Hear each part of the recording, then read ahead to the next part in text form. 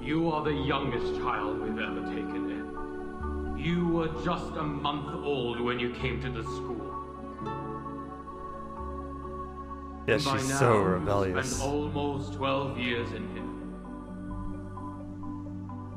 I'd like to hear your thoughts since you are the most unique child in the school. Whatever the question or opinion is, I will respond with an answer. Oh no, I don't know if it's a good idea to let the red-pilled one ask questions. Any question?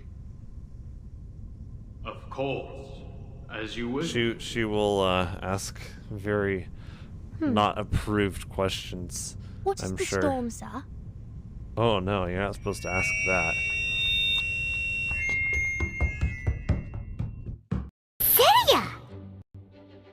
Okay, let me give you the full story.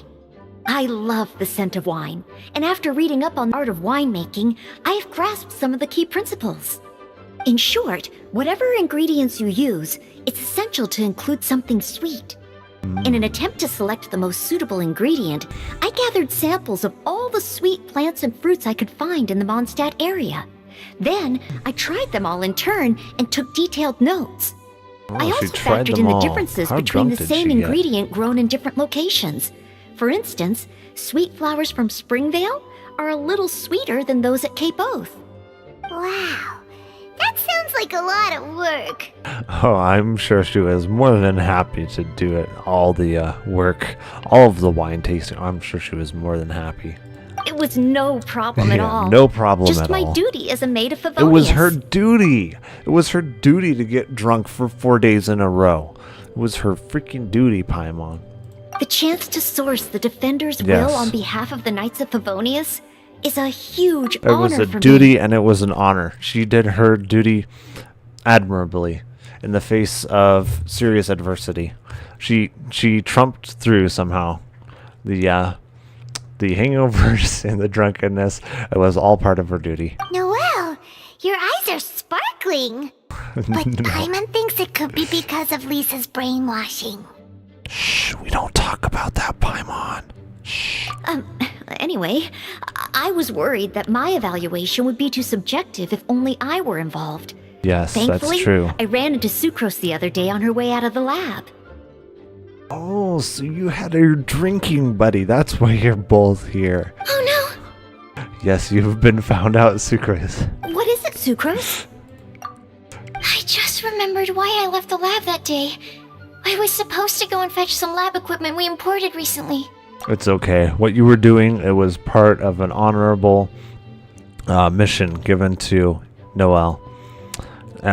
Couldn't be helped. You had more important things to do with Noelle. Oh. Uh-oh. That look on your face seems to say you forgot all about it and have been in the lab this whole time. I've been in the lab drinking away this entire time, man. I don't know how they would have forgot it, man. Yeah, exactly. Oh, I'm so sorry. Oh. Don't worry about it. It's my fault, really.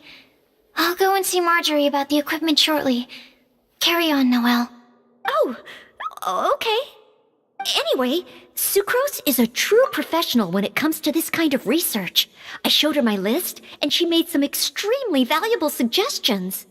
Your faces are still flushed red from all the drinking. Please, you don't need to go out of your way to compliment me. Noelle filled me in on the background of the whole situation. Oh, okay. I was moved to see how seriously she took this task, even though she'd never even met Razor before. However, none of the potential ingredients she had identified were perfect candidates, in my opinion. What we needed was a fruit high in sugar and easily fermentable. After a final look at Noelle's list, I picked the Sensetia sample from near Cider Lake as a basis, with a view to improving it. Using bioalchemical techniques, we were able to amplify the sweetness, then conduct a few tests to compare the results against the benchmarks. Watching Sucrose work on an experiment when she's in the zone blew me away. Such focus and determination. Well, drunk too, man. She's got quite the focus and determination. I already said don't compliment me. Anyway, the result of our research is the Epsilon series Tetrasweet Sensetia, Variation 63. It's a And lot it's of finally ready. variations. The sweetness has been verified through rigorous testing. And the size and color are both optimal too. Much wine testing. So much testing. Now we need to go find something else to test together. Noah shortened the name to Quadruple Sweetness Sensetia. Unfortunately, it can't be produced on a very large scale under the current conditions. But as long as we have enough for Razor. Oh, we want to taste just a little bit. Alright, I think we are ready to do this here.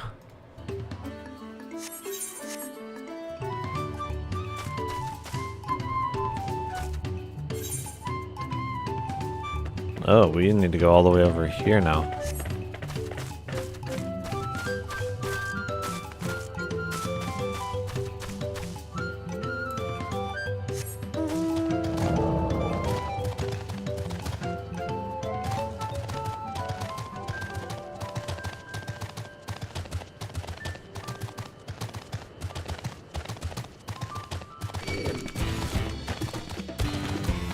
Oh my goodness, this scroll wheel.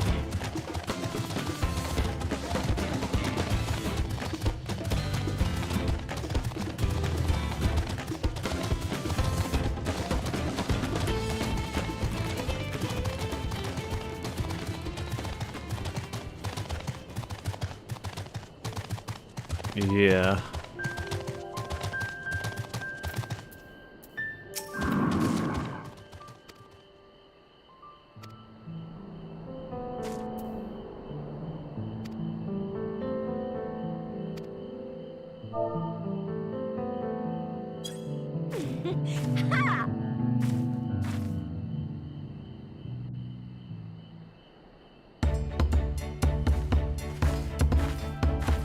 Good luck there, Promise!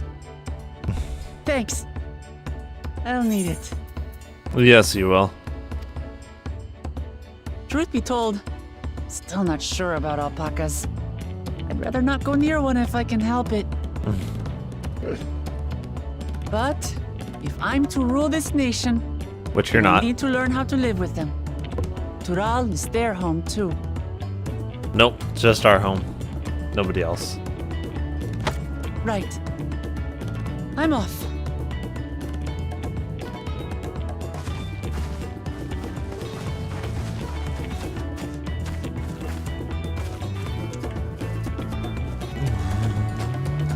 So, shall we head back to the ranch, or...? I'm staying here.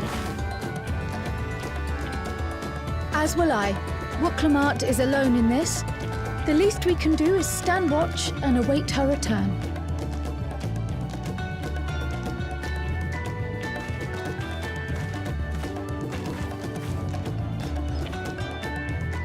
It may be a while yet.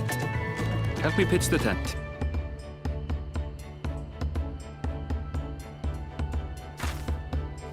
Oh, we should we?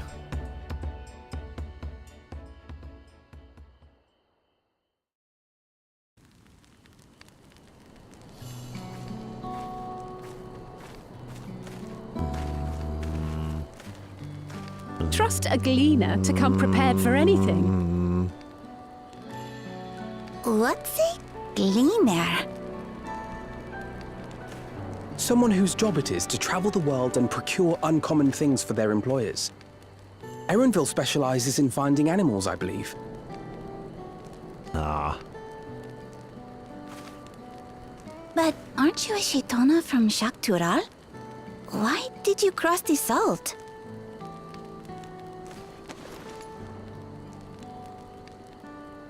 When I was much younger, the thought of leaving Tural never even occurred to me. But then, some years ago, my mentor tasked me with a difficult hunt. Something I could never find, she said, so long as I clung to the familiar. She suggested that I leave home, leave Tural, and join the Gleaners of Sharlayan. As one of their number, I could experience the world, immerse myself in myriad cultures and customs, see the many faces of nature, And once I had learned what is truly important, I would find that which I seek. My younger self took those words to heart, and off I went to become a gleaner. Her words alone moved you to leave behind everything you'd ever known? You must have great respect for your mentor. As it happens, gleaner work was much to my liking, and I all but forgot why I had pursued it in the first place. Yet, events conspired to put me back on the trail I'd abandoned. Wait, are you saying you were tasked with finding this city of gold? I was. And though my hunt is now entangled with the right of succession, I mean to see it through. Well then, I understand completely. We all have our reasons for seeking the Golden City. Which is all the more reason for us to work together. Nah. Every man for himself, finders Just keepers. so. Anarchy!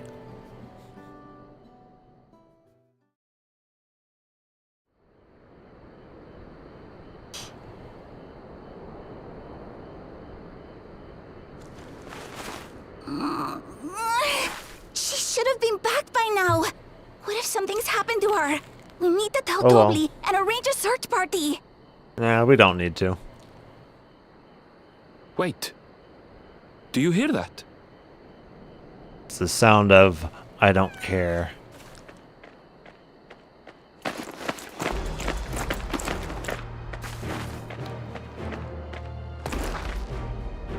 Ah, she's riding an alpaca, huh?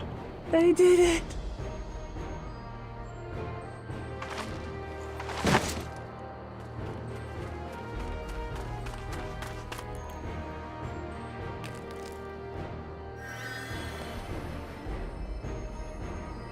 You're utterly spent. And small wonder.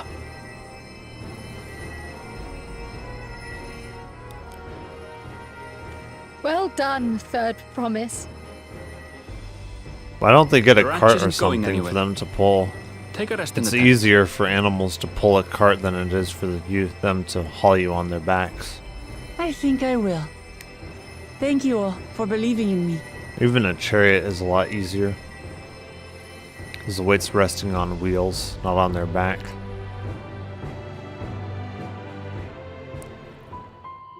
You'll be able to go further and faster that way. Without expending themselves as much. I'm so relieved the third promise came back to us safely. And the alpaca she tamed is a healthy-looking beast. Surely this will be enough to satisfy the feet of gold. No.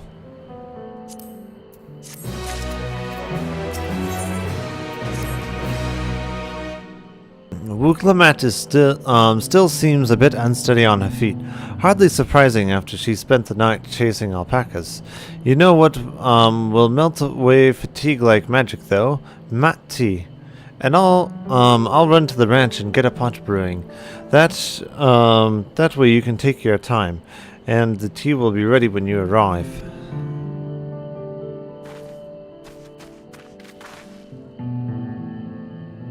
As Mablu so wisely suggested, we shall set off at a slower pace for our exhausted third promise.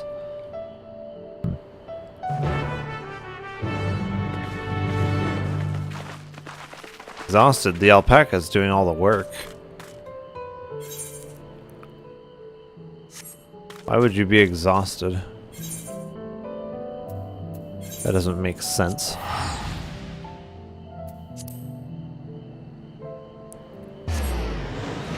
Oh yeah, she's exhausted, even though the alpaca is the one that's doing all the work here. It's like, what the heck? How is that supposed to make sense?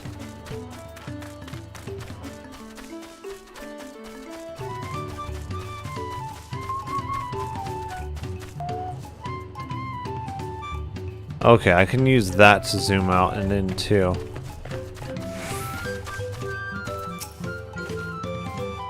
Came back ahead of the others, did you? I should hurry along with the tea, then Wukalamat can't be far behind.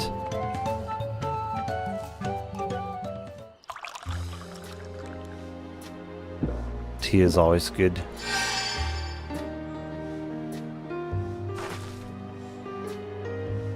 Oh, let's see.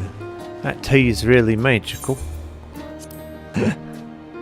I see you've become more comfortable with our fuzzy friends. Watching this one taught me a lot about alpacas. What grasses and fruits they eat, what sounds they react to. They're adorable little quirks. I guess I've kind of grown fond of them.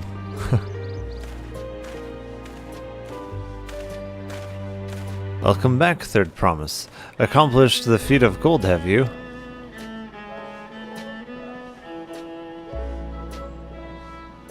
Yes, there's no mistaking a valley alpaca.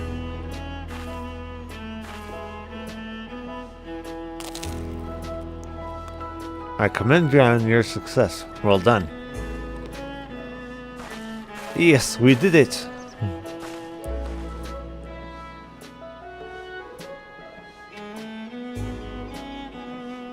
Although I couldn't find a shiny one like Ziralja did.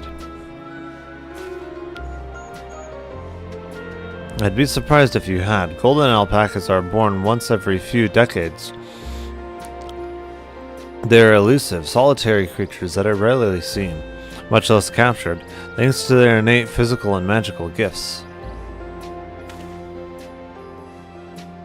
Only a single person is known to have caught one before, that being Guljaja himself. Papa was chasing alpacas too? So my grandfather's stories say.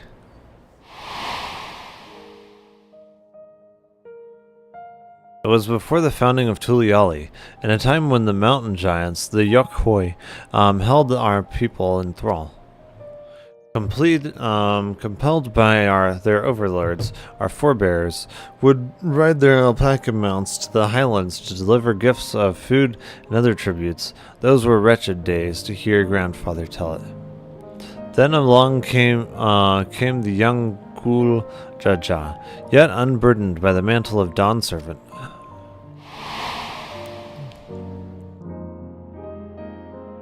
Our people were amazed by this imposing two-headed figure, equal to the Yokhoi in stature, yet puzzled by his entourage of mismatched companions.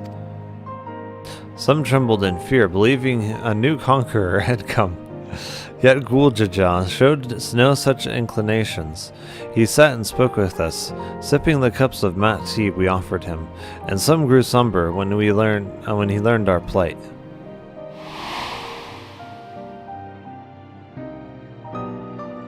None could have anticipated that their visitor decided to do next. Guljaja ascended the cliffs to face the giants and freed Papalu from the Yokhoi's subjugation. He then turned an appraising eye upon our riders and proposed we take to the road to peddle our beverages. The suggestion seemed obvious for one who traveled as he did, intent on fostering enmity between our clans.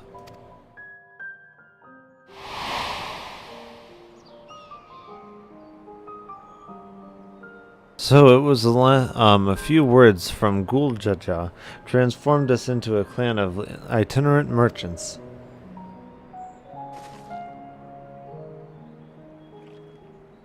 I've never heard the bound papa forged the Papelu spoken of in that way before. The saga's not so detailed. Then you may not know that Guljaja sought a sure-footed guide for his trek into the highlands. Thus did he capture the golden alpaca.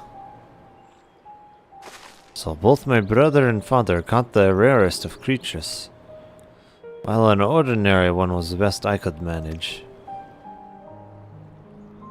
That feat required no more than that, the third promise, and you brought back a perfectly wonderful beast. Malu's right.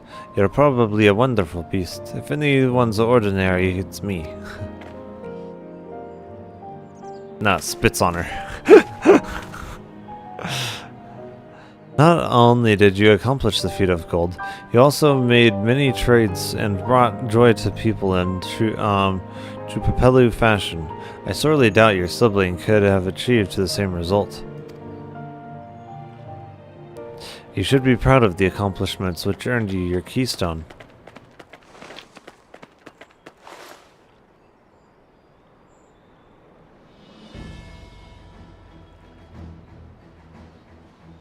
It's the first one of 7.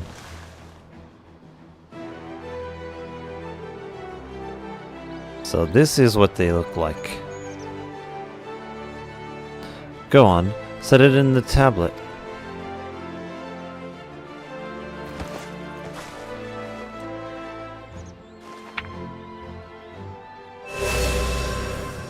Ooh, fancy. Perfect fit. That leaves 6 more.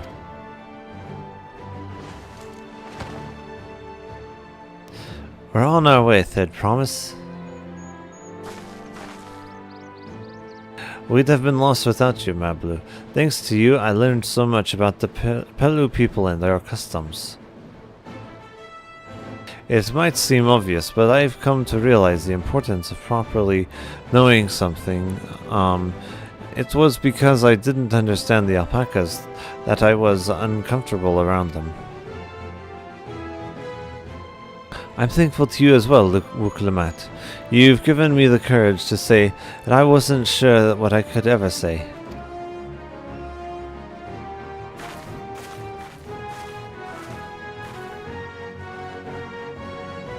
Tobli, I want to leave this ranch and become a merchant. I appreciate everything you've done for me, and I've loved every moment, caring for the alpacas. But this is something I need to do. I need to walk my own path and make my own trades.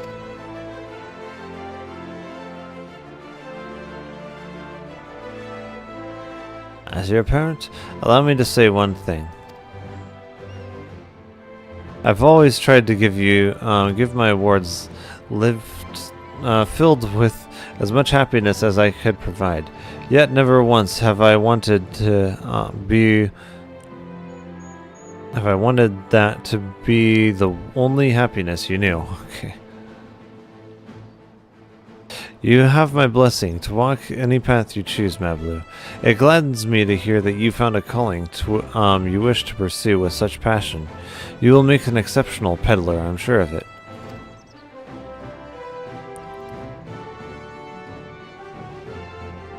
Thank you, Tobli.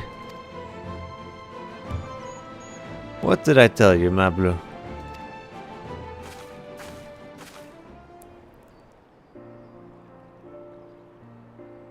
There's one last thing I can help you with, Third Promise. You need to find the Golden City, right? That's the end goal. Then I suggest you talk to Yokhoi.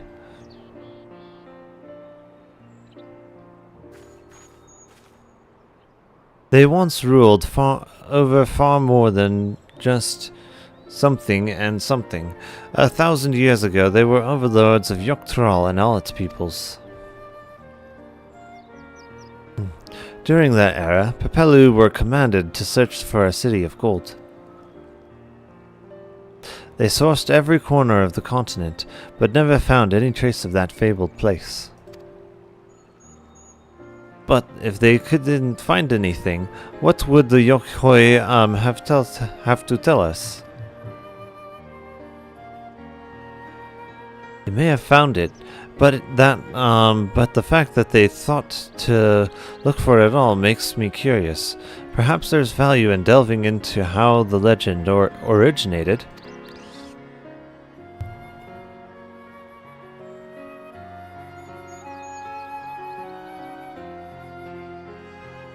We lose nothing from asking the question. Besides, we're determined to follow the path of Saga.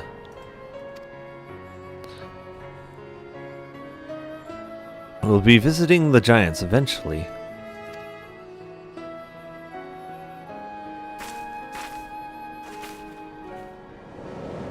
bigamous mountainous.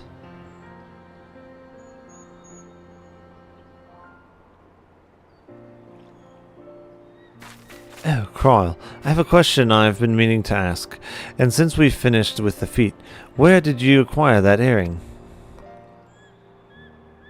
My earring? Do you recognize it? Yes, pieces just like it first became fashionable in Yogg-Trall around 20 years ago. Since then, it became common to wear one as a charm of safe travel. 20 years ago? Right about the time my grandfather made his journey, yet the Dawn Servant implied the earring was connected to the Golden City in some way. Surely there was more to its significance than simple fashion. If you want to know how it first came to be crafted, I could try to find out, seeing as it's a regular seller for many merchants. I'm curious to learn about it myself. I would appreciate that very much, thank you. Jumping feast first into the peddler business, eh, Mablu?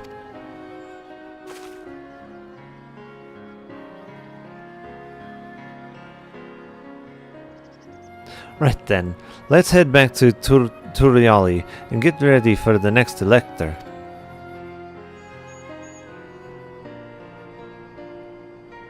Farewell now, and thanks for all your help. I will become a Dawn Servant, so make sure you set aside the Medskull for the occasion.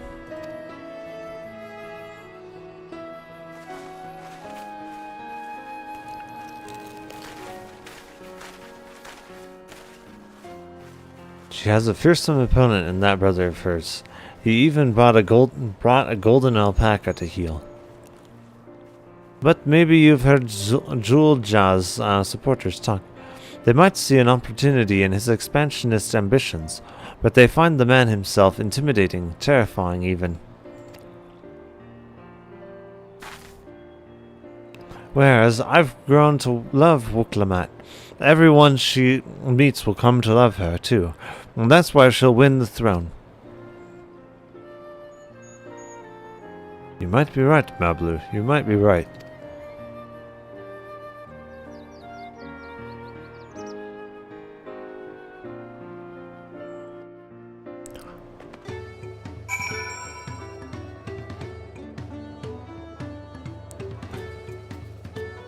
What's all this then? What's all this then, eh? Feels good to have the feet of gold safely under our belt, even if my victory pales beside Zorolja and his shiny golden alpaca.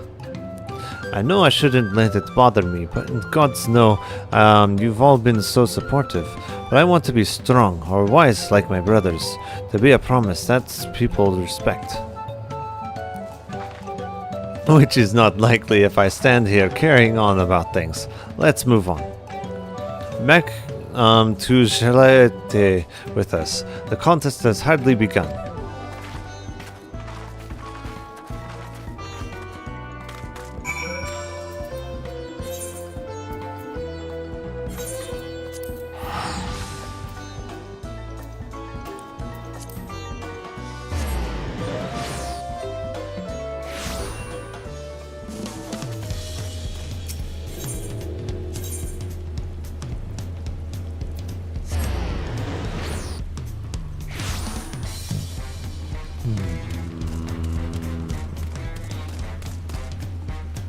It's raining, is it?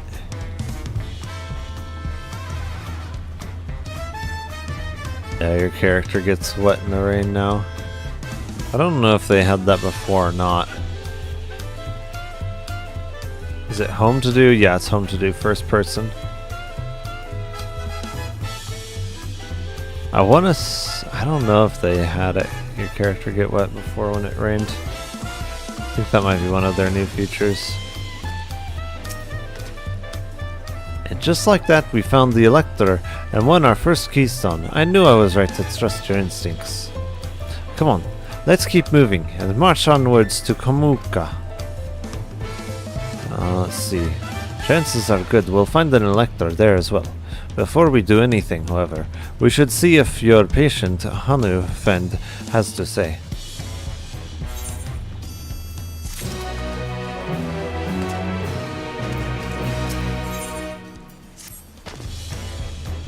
Oh, I've been quite constant waiting here, dining on the third promise's coin, but it seems ready to ask your questions now.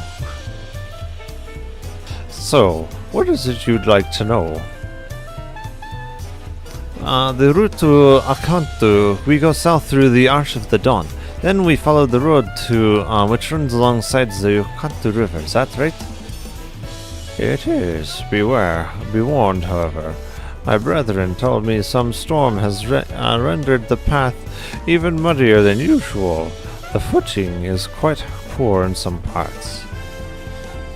Far worse than the destruction visited upon our homes, though. Houses were torn apart and several people injured, if not killed. Even our beloved festival is in danger, being called off this year. So, if you plan on going, I must urge you to proceed with caution. We'll be sure to watch our footing. Thank you.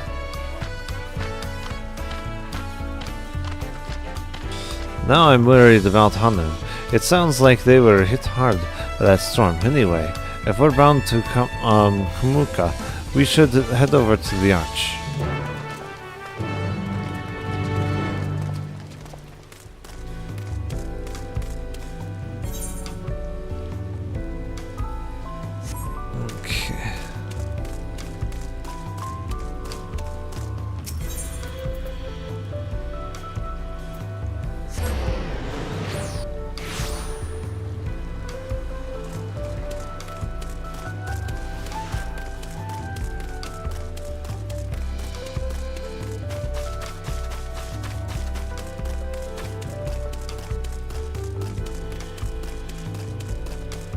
I see them.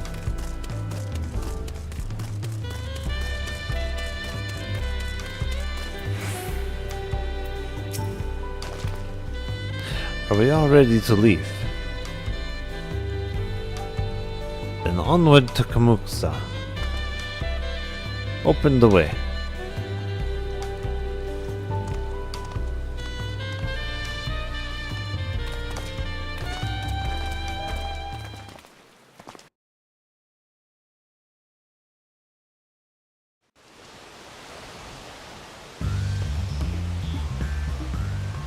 Kosamauka, the land of rainbow terraces.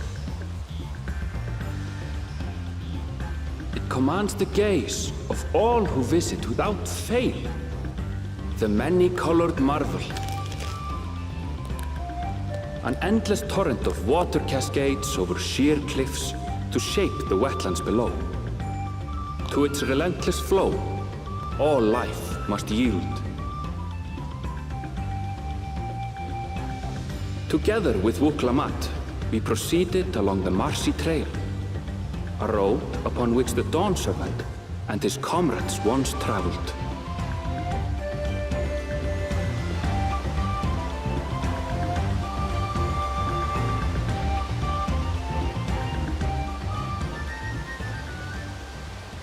Much rain.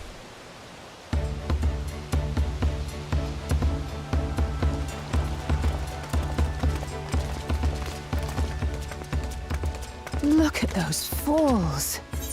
Even from this distance, you can feel the weight of that water.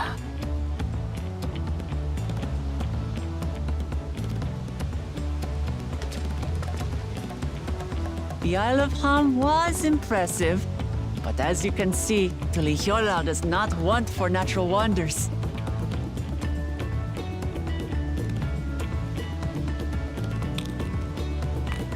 The ground is swampy, so watch your step.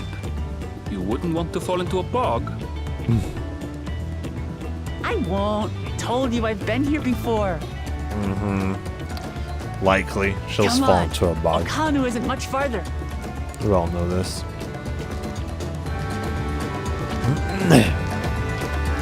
Oh no, I've fallen into a bog.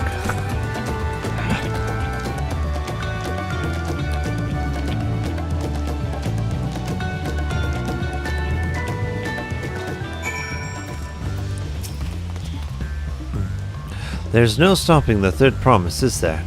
A good thing she set Erenvel to keep her from getting lost. For all his grumbling, he's certainly there for her, Everyone should be so lucky to have such a loyal childhood friend.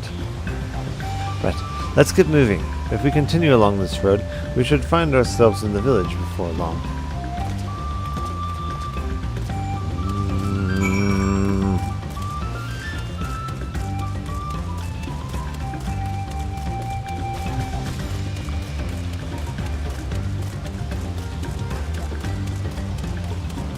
What on earth is that thing? Interesting.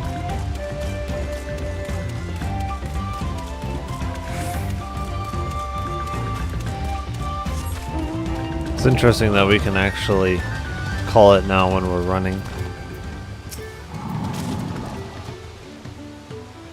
Oh, everyone has arrived, and none the worse for wear, except for a certain third promise who slipped in the mud despite my explicit warnings. Hey, I asked you to say nothing. Anyway, this is Hanu village I was telling you about. Okanu.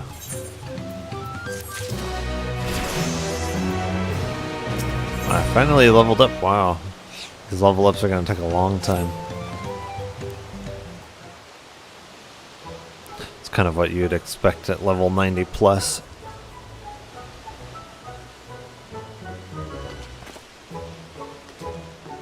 It's like our friend said, the people are in no mood for festivities. I can only assume they will be recovering from the damage wrought by the storm. Indeed, well, let's do what we came to and find this elector.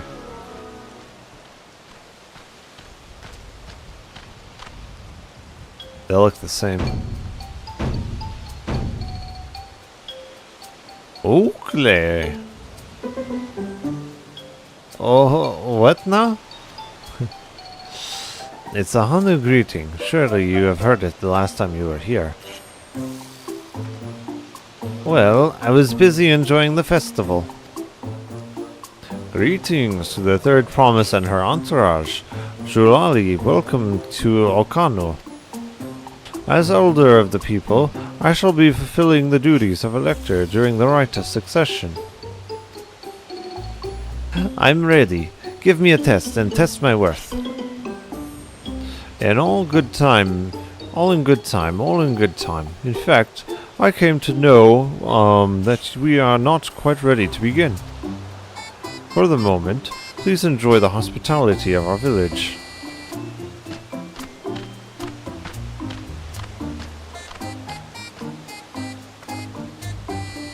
Right then. It helped us to do some investigating at Wat Palu, so let's take a look around as well. Might I suggest a division of forces? For instance, Anvil, Alice, and Kryl could concentrate on the southern half of the settlement. Meanwhile, Muklamat, Pak, and myself will handle this northern half. Sounds good to me.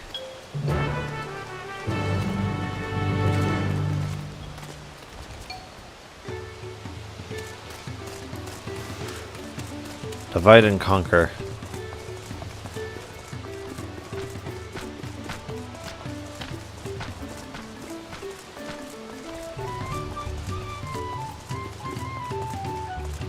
Ah. Okay, so it somewhat takes into account the direction of the rain, I'm guessing? Yeah, because it's sheltering further this way. Let me see, how far out does the roof extend? Yeah. It kind of takes into account the direction of the rain. That's kind of cool.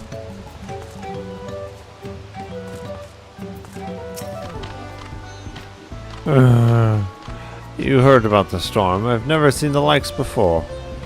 With the supplies of the Dawn Servant sent, we're making progress repairing and building our homes. But while roofs and walls can be patched, there's so much else that has lost for good.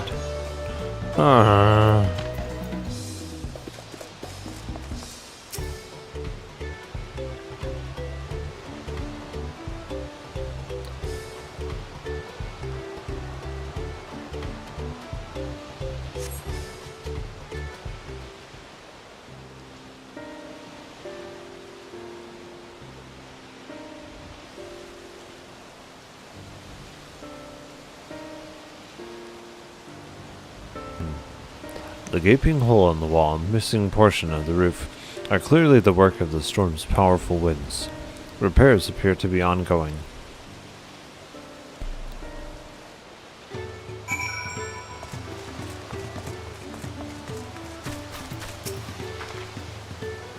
A lot of houses are still damaged, and the Hanu I've spoken are not their usual cheery selves. The storm broke more than the wood and reeds. There must be something I can do to help them. I'm going to look around a bit more.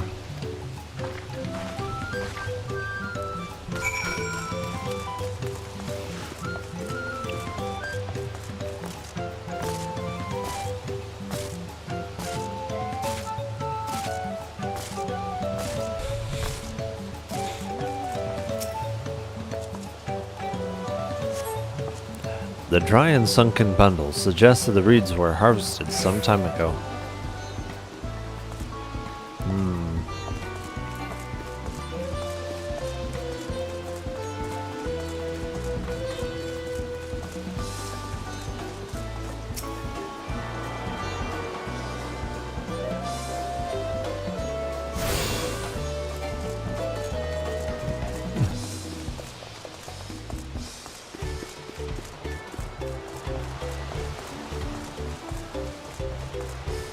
There's Alpha now.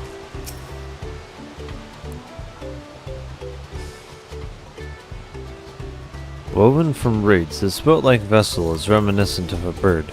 The beak and feathered tail in particular stand out.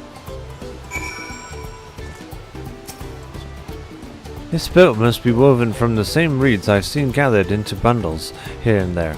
The plants hold both practical and cultural significance to the Hanu then.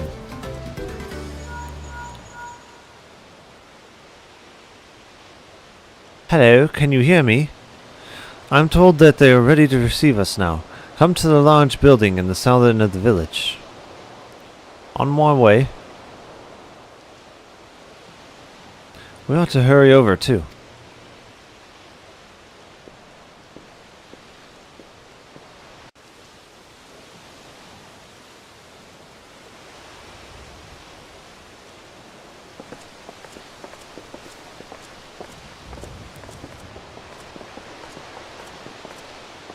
Where do they sleep? None of these places have walls. Well, oh, okay. Some of them do. Okay.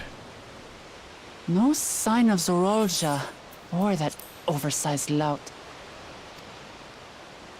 How much easier it would be if Zorolja were to fail here. But that isn't likely to happen.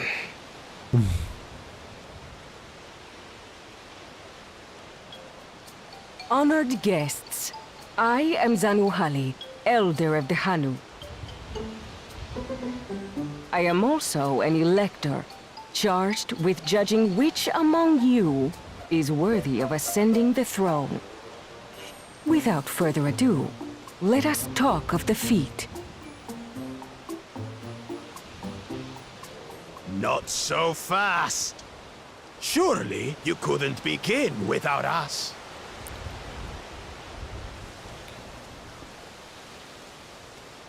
You made it after all.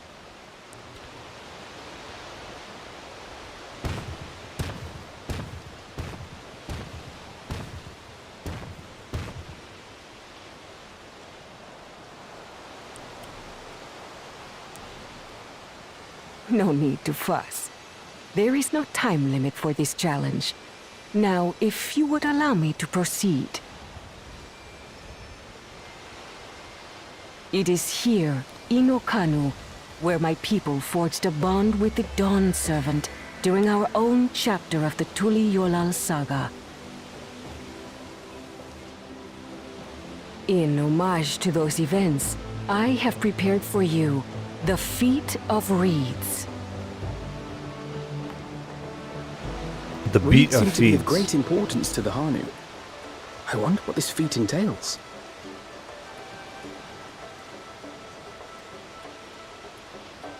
We use reeds in every part of our lives, be it as food or weaving material. But look around the nearby paddies, and you will see that this season, our crops are failing. No! How fortunate, then, that my appointment to Elector coincided with this predicament. For surely those who aspire to be Dawn Servant would find the matter of an ailing harvest a mere trifle to resolve. Oh yes, it will be easy. Aye, Well, but well, easy, will. it is indeed the duty of a ruler to address the people's woes. Exactly, exactly. Do well in this, and you will earn my keystone.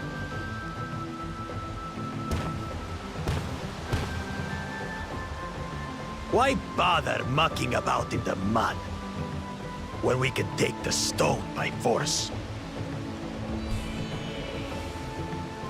Oh, mercy me! You are a hot-headed fellow, Bakul Jaja. Some electors may enjoy going toe-to-toe with scrappers like you, but I refuse to entertain your base instincts. Arrangements have been made. Should you attempt to engage a feat-giver in combat without their consent, word of your immediate disqualification will be sent to the palace. If you're still feeling feisty, then by all means, draw your weapon.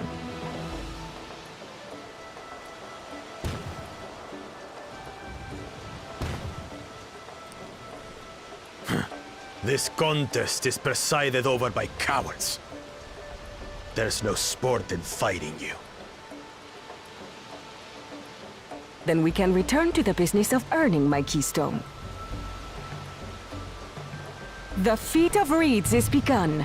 Claimants, I wish you the best of luck.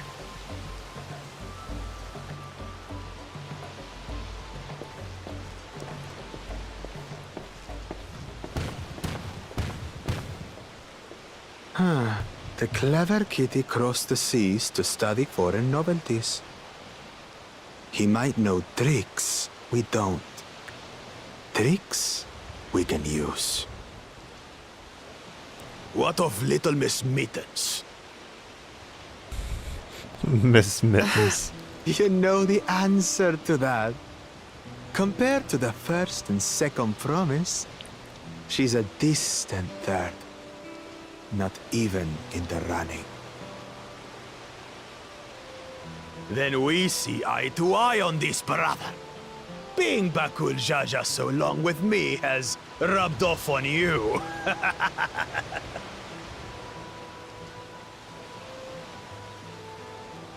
These allies of hers, though, they might be a problem.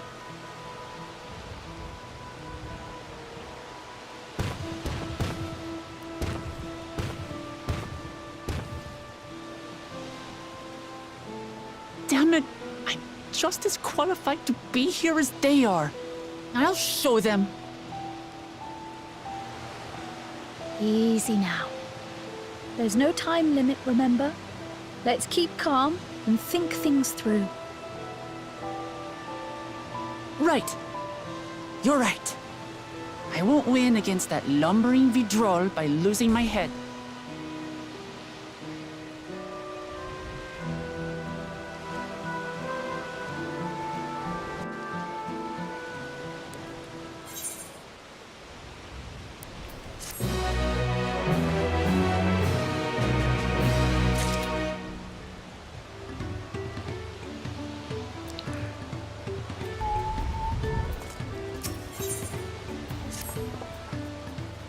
I don't know the first thing about farming, but there's a way to save the harvest and help Hanu. Then we're going to find it.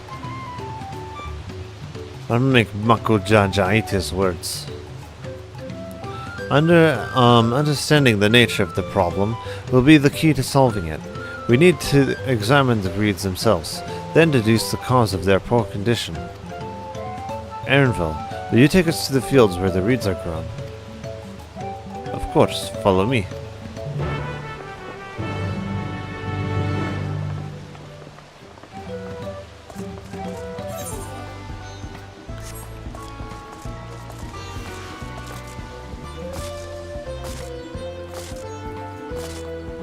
Boing, boing, boing, boing.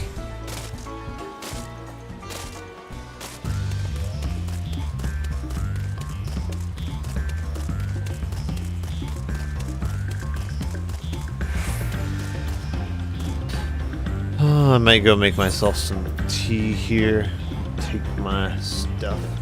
So I will be back. Exactly.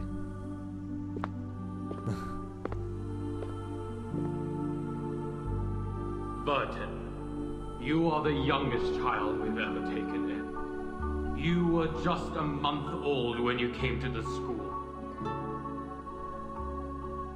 Yeah, And by she's now, so you've rebellious. spent almost 12 years in here. I'd like to hear your thoughts since you are the most unique child in the school. Whatever the question or opinion is, I will respond with an answer. Oh no, I don't know if it's a good idea to let the red-pilled one ask questions. Any question? Of course, as you wish. She will ask very not approved questions. What's I'm the sure. storm, sir? Oh no, you're not supposed to ask that. Seria! Okay, let me give you the full story. I love the scent of wine, and after reading up on the art of winemaking, I have grasped some of the key principles. In short, whatever ingredients you use, it's essential to include something sweet. In an attempt to select the most suitable ingredient, I gathered samples of all the sweet plants and fruits I could find in the Mondstadt area. Then, I tried them all in turn and took detailed notes. I also factored in the differences between the same ingredient grown in different locations. For instance, sweet flowers from Springvale are a little sweeter than those at Cape Oath. Wow, that sounds like a lot of work. Oh, I'm sure she was more than happy to do it. All the work, all of the wine tasting. I'm sure she was more than happy. It was no problem at all. No problem Just at my all. duty as a maid of Favonius. It was her duty. It was her duty to get drunk for 4 days in a row. It was her freaking duty, Paimon. The chance to source the Defender's will on behalf of the Knights of Favonius is a huge honor for me. It was a duty and it was an honor. She did her duty admirably in the face of serious adversity. She trumped through somehow.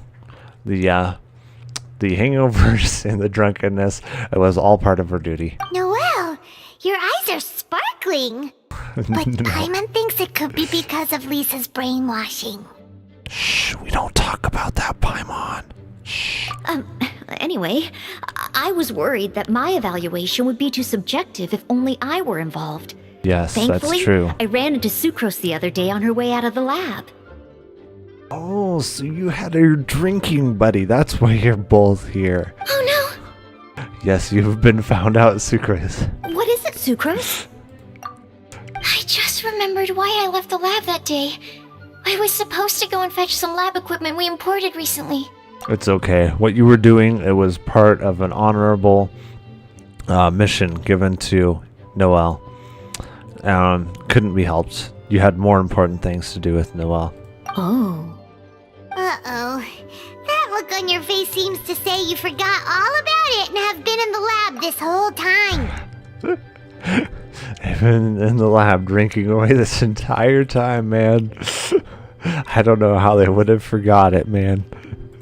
Yeah, exactly. Oh, I'm so sorry. Don't worry about it. It's my fault, really. I'll go and see Marjorie about the equipment shortly. Carry on, Noelle. Oh, okay. Anyway, Sucrose is a true professional when it comes to this kind of research. I showed her my list, and she made some extremely valuable suggestions. Your faces are still flush red from all the drinking. Please, you don't need to go out of your way to compliment me. Noelle filled me in on the background of the whole situation. Oh, okay.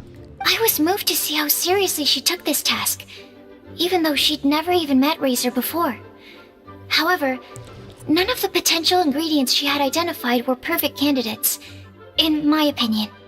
What we needed was a fruit high in sugar and easily fermentable. After a final look at Noelle's list, I picked the Sensetia sample from near Cider Lake as a basis, with a view to improving it. Using bioalchemical techniques, we were able to amplify the sweetness, then conduct a few tests to compare the results against the benchmarks. Watching Sucrose work on an experiment when she's in the zone blew me away. Such focus and determination. Well, drunk too, man. She's got quite the focus and determination. I already said don't compliment me. Anyway, the result of our research is the Epsilon series Tetrasweet Sensetia, variation 63. And it's finally ready. The sweetness has been verified through rigorous testing. And the size and color are both optimal too. Much wine testing. So much testing. Now we need to go find something else to test together. Noel shortened the name to Quadruple Sweetness Sensetia. Unfortunately, it can't be produced on a very large scale under the current conditions. But as long as we have enough for Razor. Oh, we want to taste just a little bit. Hey, what's wrong with you? I'll just go along with it for now. As soon as we go into a back alleyway, Scaramouche will accidentally trip and fall on his own blade, tragically ending his life. Such a tragedy. Won't be able to believe what happened, and we'll have to, unfortunately, inform Kusanali. Fine. Drink these.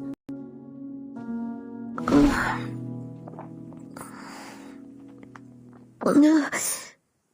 Too rough, my lord. We just met. I thought she liked it that way, though. It tastes awful.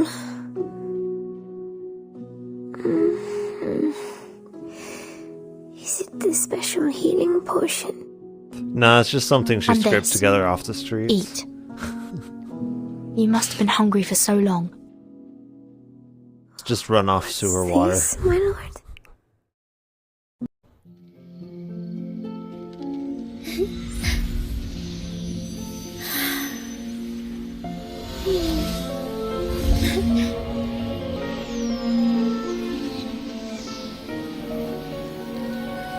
The wait is over, everyone. I dedicate this to our god, the Dance of Sub-Zerus.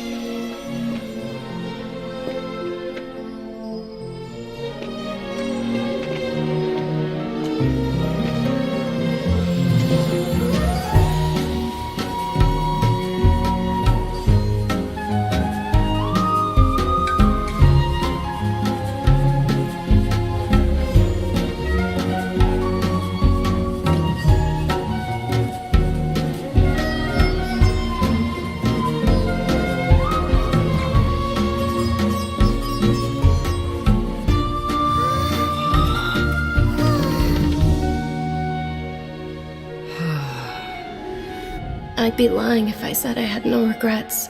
I would have loved to see Nilou's dance.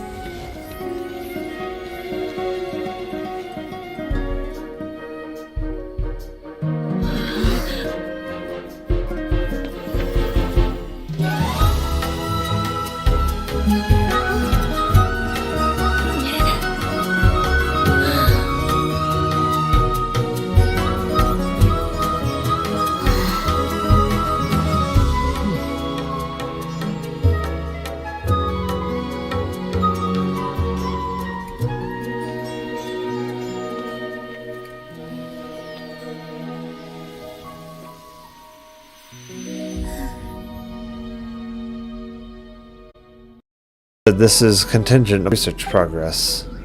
Oh, so that's how it is, huh? Alrighty, Paimon's excited now. It's fine. You can use whatever title you want. Paimon, you're salivating. Whatever. Let's get this done and get it done quick. After that, we can discuss the bonuses thing with Mr. Patris.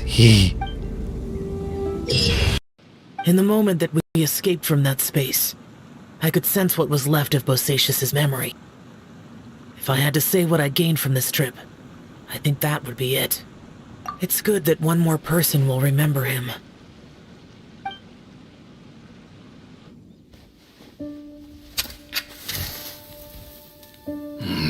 Menogias, where have you been? Brother Yakshai, you're confused again. I've told you countless times, I am Boyoung, The thaumaturge who fought with you in the chasm. Boyong? Boyong? You are Boyong, but who am I? Believe me, I want to know as much as you do. Here we are, the two who agreed to stay here together, and I can't even call you by your name. It's a shame. Stay here? No. No, you have to leave. Nonsense, Brother Yaksha. We're down here for good now. Don't you remember? It's too late to have regrets. The seal can't be broken. The seal. Ah, yes. I'm a Yaksha who came here to fight. Brother, are you okay? Look at the state of me. I don't think I've got long now. We're the only two left. Don't go dying on me. You know, today I saw my family down here. Clear as day. What do you think? Am I losing my mind now too? Probably. Boyong, do you want to go home? I made my decision to leave Zhongzhou up on the surface. I obviously... Of course I want to go home. I must have family too. No, that's impossible. You mean brothers and sisters? I'm sure you do. Brothers and sisters. Yes, but who am I? And where is my family? Brother, what's wrong? Hang in there. It's just you and me, don't die before me. Alatus, is that you? Who's Alatus? Your memory's going again. I'm sorry. You all have to see me in this state. Brother! Look, there's someone over there. Who are they? They're my...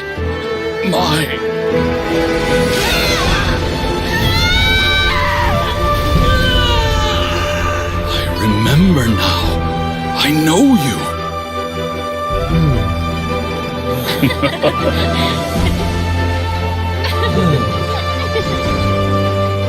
My brothers and sisters have come for me, Boyong. You're awake? At least tell me your name. Brother Bosacius. Hey, Bosacius. Bosacius. I am Bosacius, and my destiny is to make the ultimate sacrifice.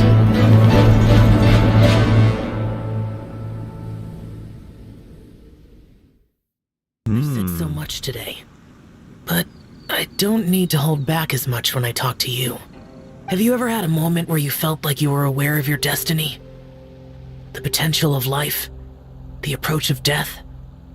Whatever it might have been. By now, I have accepted that destiny is the one disaster that the Yaksha know most keenly of all. We are destined to misery. And yet, we have no fear. How? From reading through this, it sounds like Boyong ended up staying here for good too. Well, this is just wonderful.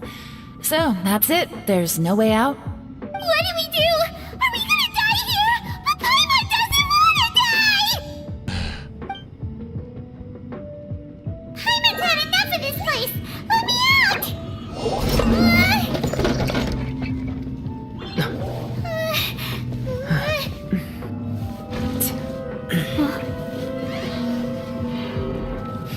What was that? Huh?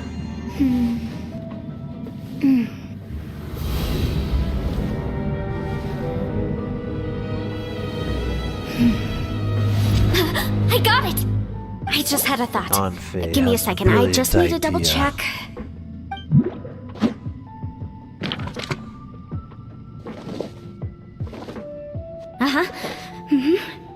Traveler, I just realized something. Okay, so on my way here, I was studying the will the whole time. But I didn't give any thought to the book that the will was inside of. I don't know it verbatim, give it but I any have thought, read it huh? before. The gist of the story goes like this. Millennia ago, an Adeptus made a magic device to seal away evil monsters. Later, he made good friends with a human and gave the device to him to use as a catalyst. A few years later, great demons haunted the mountains. The mortal and the Adeptus joined forces to exorcise them using the same device. And that's not all. The book also says this. When mortal and Adepti powers are combined, one can move the heavens and shake the earth.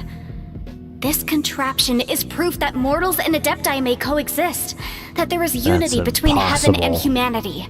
I do I not have both accept Adepti this. and human lineage. Maybe my power can work. Unacceptable. Am I right? Human and Adepti working together. It worked! I mean, the effect only lasted an instant because I'm not strong enough, but still, we must be on the right track. I gotta say, it does intrigue me, the way we all ended up here together. If this is fate, then let's grab it in our hands and turn it around. Leave the boss to Ushi and me. We're ready. Traveler, take care of Paimon. Yanfei, you might need to come closer to me when the time comes. Sure.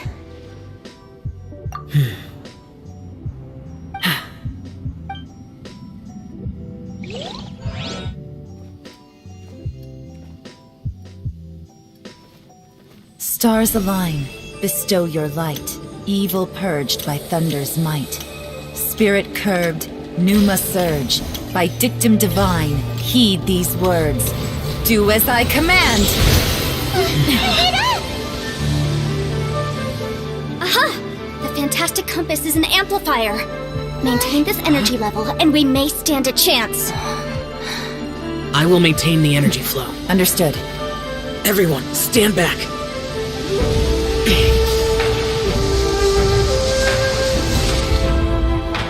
I shall hold the line by sealing the surface. As Yakshas, we must fight for this world. General Elatus, bowling in!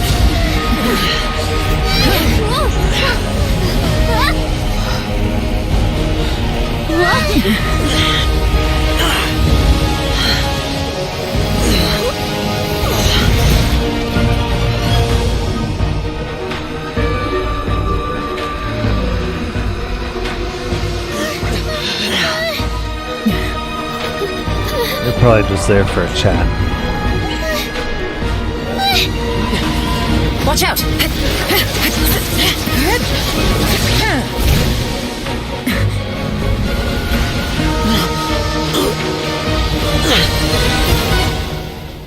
This trip may be dangerous, yet you insist on going. I have guarded this place for several hundred years. Only to seek the nameless Yaksha do I request your approval.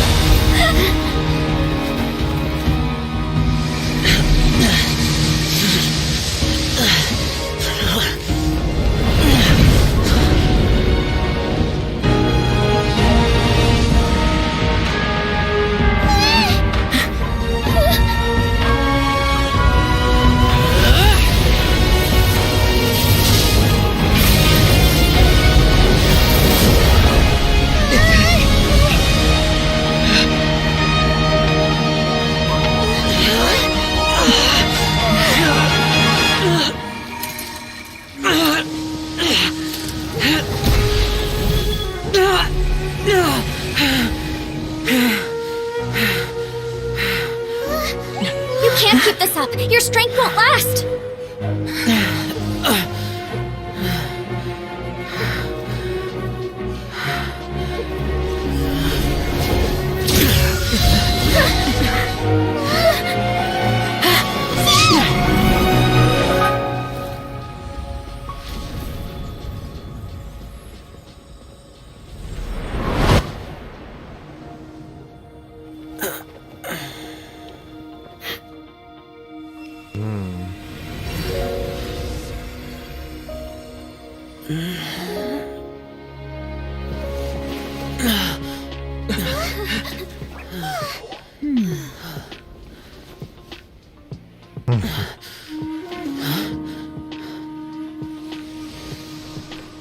Zhongli. That was close. I thought you were gonna get left behind. I'm so glad you're okay. That was terrifying.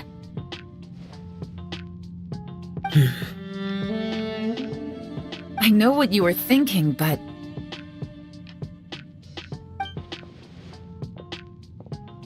Never mind. I know I can't talk you out of a mindset that's been built up over a lifetime. I don't think we were ever going to reach an agreement over the final strategy. But in the end, it was thanks to you that we managed to escape. So, thank you for saving us all. No. I could not have done this on my strength alone. Don't mention it. So please, don't you dare leave me alone. Oh. Ooh. What does that mean, Alize? No matter what happens, we have to survive Ooh. together. Ooh. Alize making moves. Do I still stand by this bone and chicken side? I mean, hey, listen. All of the best chicken has bones in it. When you think boneless, you think like buffalo chicken, barbecue, which is like, it's okay. It's not the best chicken. But then when you think bone-in chicken, you think fried chicken. That's the good stuff. And oven roasted chicken. Ooh, and then the grilled chicken. So, all of the best chicken has bones in it, okay? That's just straight up facts. You can't deny that. So where exactly does this have a day, sir? Not a good day, just a day. I know. My opinions are not valid. When it comes to the supernatural, I often worry that I haven't shown spirits proper respect and have brought shame upon my clan. Oh, you know, speaking of which, may I ask if the two of you are partners for the event? Sometimes I wonder the same thing when I'm stepping on graves, giving them the middle finger, and spitting on their graves. Sometimes I wonder if I've shown them the proper respect too, you know? Sometimes I wonder. Wait, Eula, did you just pay for my portion too? I was supposed to pay for mine separately. I'm not an official member of the reconnaissance company. If you want to get official about it, then fine. It's officially my treat. There, now stop worrying. Oh, thanks to Eula and Amber, we made a whole day's worth of Mora in one fell swoop! Yes, Amber's officially Eula's treat. You were great, Nilu! Your words won over Inaya! Talk like that during the debate, and you'll get an easy win! Thanks for that, Paimon. But I still feel like it'll be an uphill battle. I need to be calmer, cooler, and more collected. Yep. Even if her daddy wants to leave, she'll make him stay. Confirmed it, we were so concerned with the explosion that we failed to recognize that the threat had not yet passed. We must alert the command at once and instruct the people to seek shelter.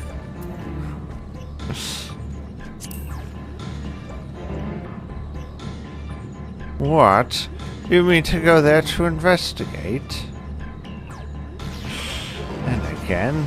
You are more than capable of defending yourself, as you wish. We will leave this in your hands. The Grand Skull ground is situated at the base of Kahidaka here.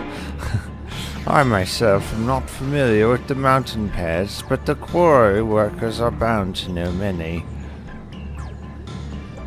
Portananir, for instance, he has worked there the longest. Go well, my friend, and may the sisters help you. Oh, whoa.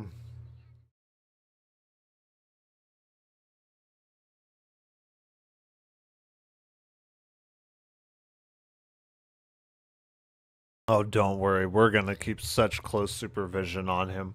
You won't believe the kind of supervision we're gonna keep him under. I mean, that is until he disappears mysteriously. It's likely that the feelings you're experiencing right now won't occur many times in your life. I urge you to summon the courage to seize this opportunity and see where it takes you, no matter where that may be. Oh, that's expecting too much from her. Women don't do that kind of thing. They let opportunities slip by them, you know. What?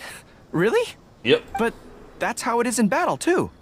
Opportunities to seize victory are fleeting.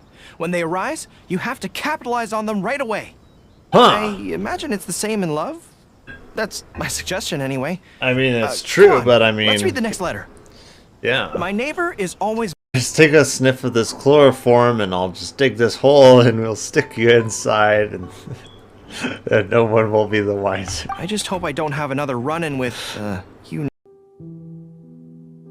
In fact, you two, we all knew Link's this would rate have of our happened, little bit of insanity but resides within us all. It took place too soon and caught us all off guard. And there were only yes, clothes we are left. all slightly insane. Just a little bit. That's right. The crazy people are all the I've looked up the directory of Arcadis in the U.S. in Imagine how 1929. boring it would be to be None the of same their as family everyone is on else. You have to be such a boring person. She was for that to be Greco's the biological case. daughter.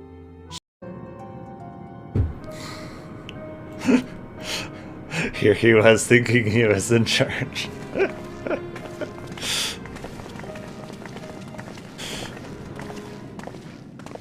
It's okay, we'll let it slide this time. Clipping that, that's insane. That's absolutely insane. Like a 1 in 20,000 chance. How does this happen? How does this right here happen? That's insane. Getting him twice in one pull? That's like impossible. Oh yes, sir. I would pay very close attention to everything you say. Yes, I'm paying attention to every word. Yes. Oh, definitely, sir. Yes, good sir. I will do that right away. Yes. I paid very close attention, I did.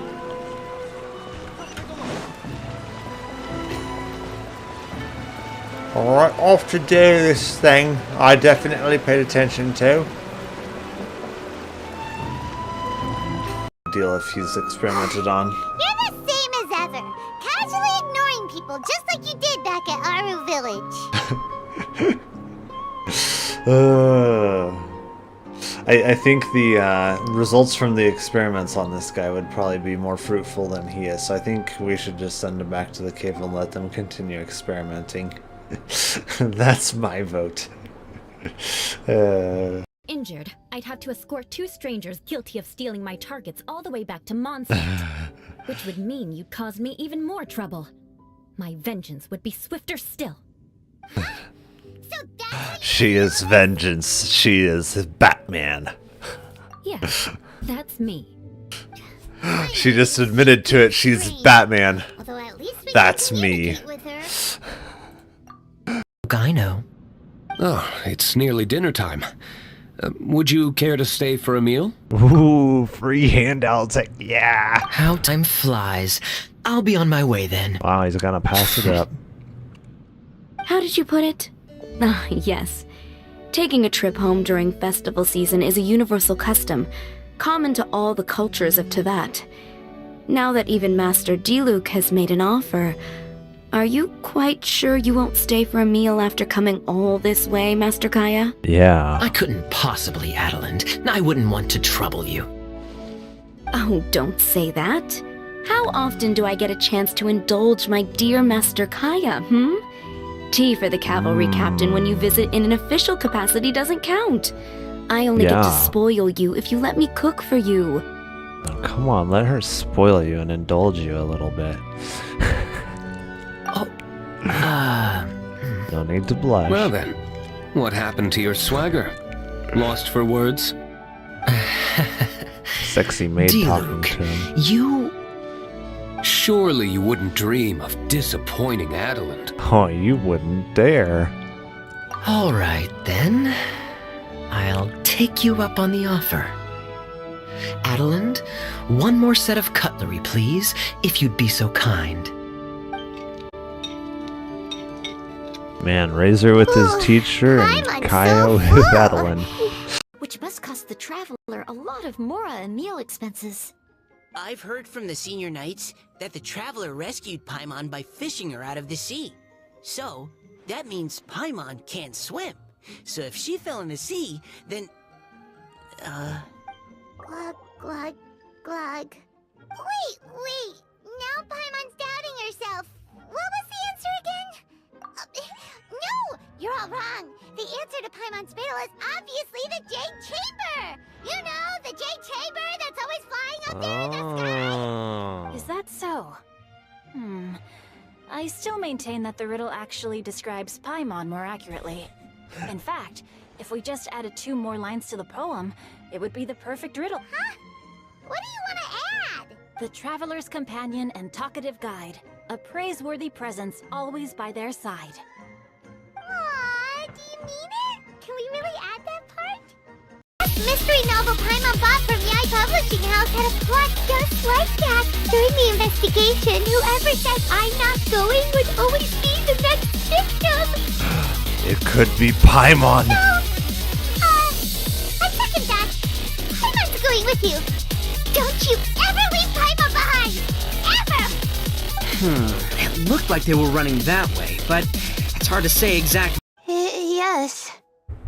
Good. Then we are officially introduced. See? Simple as that. I like respectful ones, by the way. Would you like to join my research group? Oh. Madame Faruzan, I'm quite sure this counts as poaching. Let's dial things down. Maybe Layla I likes know, it. but it's been tough getting people these days. People of Liyue Harbor. Apart from my contract with Rex Lapis, they rely on me, accept me, and long for me to bear witness to their stories. Oh, of course. You're irreplaceable to us. That's right. That's why I can't disappoint you. Yeah, you're their little horny girl. Hooray! Ganya's finally cheered. Who's that way? Mr. Honorary Knight, Paimon! I'm sorry. It's clean. I'm late. Yes. That's alright. We were just chatting. The We Traveler's love pretty Klee. smart, so thanks to him, we're finally onto something. Hi. I was on my way, then I saw Klee. They let me out for Vine Laser They Fest. let you out. Did they let you out of a jail cell for bombing Mondstadt? Albedo is super busy helping Timaeus fix his recipe for an extra strong sobriety potion, so he doesn't have time to come play with me right now. I'm just playing by myself instead. But it's so cool!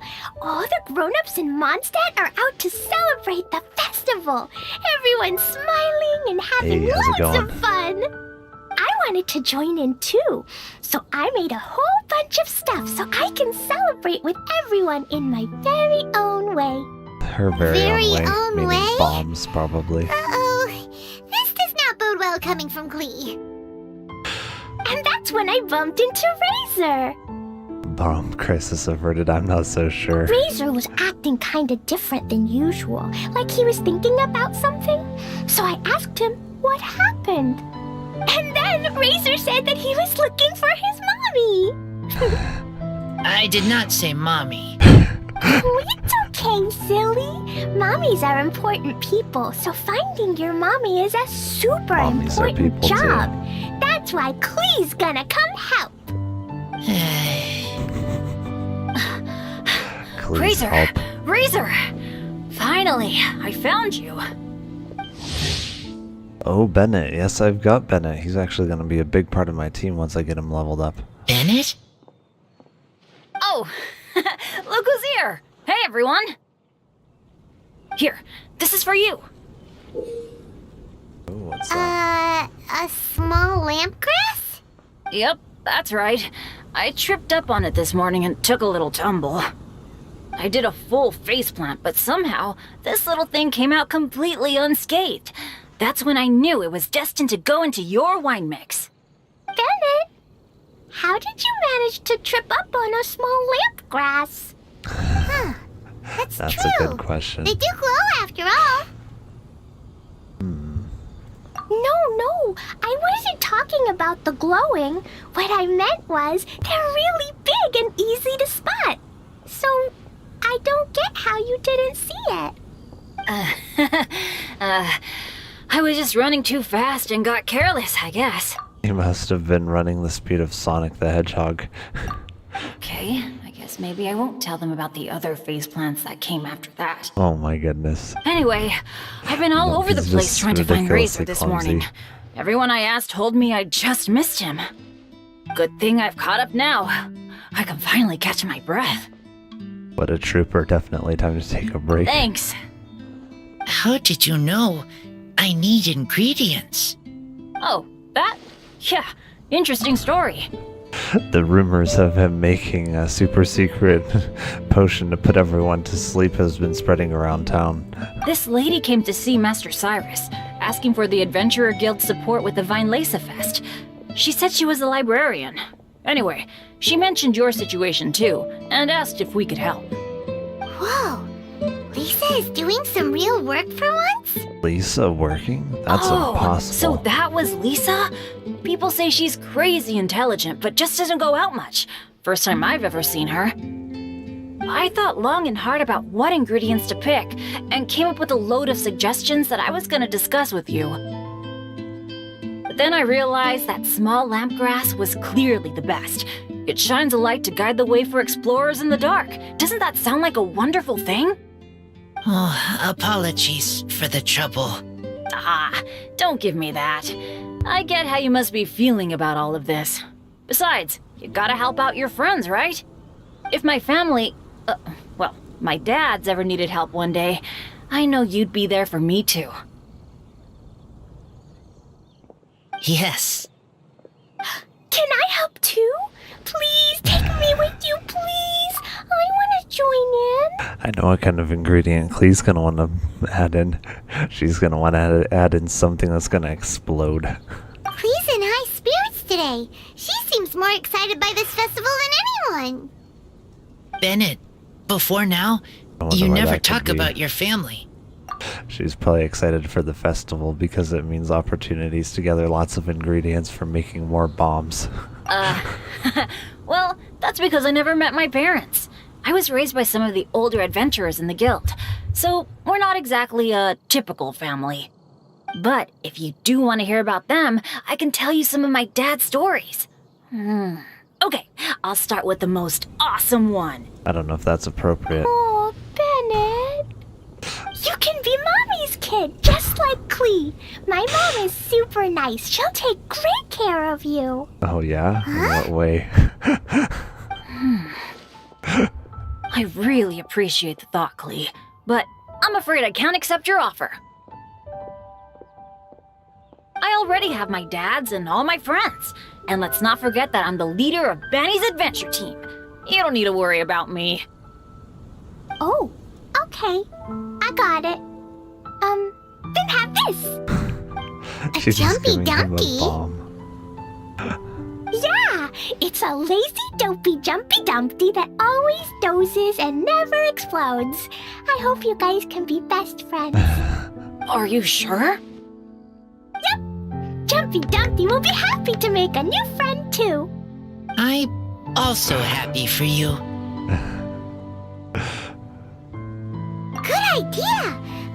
Klee will bring Bennett some good luck, and the adventure will go smoothly. And you might just find some treasures you'd never noticed before. Of course, it's also highly possible that Klee will be the only one who gets lucky. Still, on the flip side, Klee won't be getting into any trouble with Bennett there, and this way she'll still get to enjoy the Vine Laser Fest. Cool. Don't worry about a thing. We'll look after each other. Yay! Adventure! Treasure! Vine Laser Fest! Let's go! Let's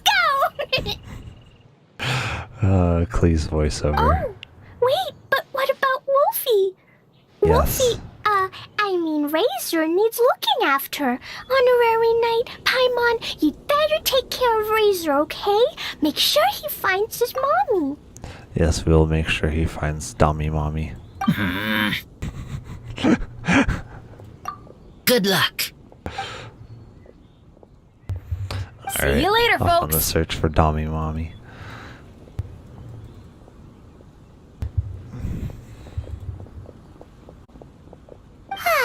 It's so nice to see everyone in such a good mood. Yep, in a good mood before the bombs strike. So play nice and answer our questions. You could be Matra for all I care. So what if I don't answer you? What then? Oh. What happens if you don't answer our questions? Let me put it this way. There's, we might have just happened to bring some chloroform with us. And there's lots of areas here that aren't super populated right now. We could always, entice you to go somewhere against your will through means we have yet to explain. And once we get you there, we will simply put the chloroform mask over your face, and we'll dig a nice little hole, put your body inside, cover it back up, and no one will know where you went to. We will know everything about you. You cannot hide anything. This is why I say that you and Sam are literally one person.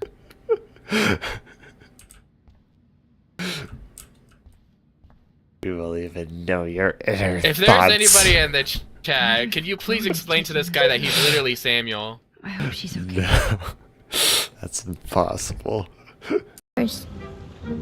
Borrowed? But since you're here for the box, I took all my treasures out. That's why it's empty. You used it to store your things?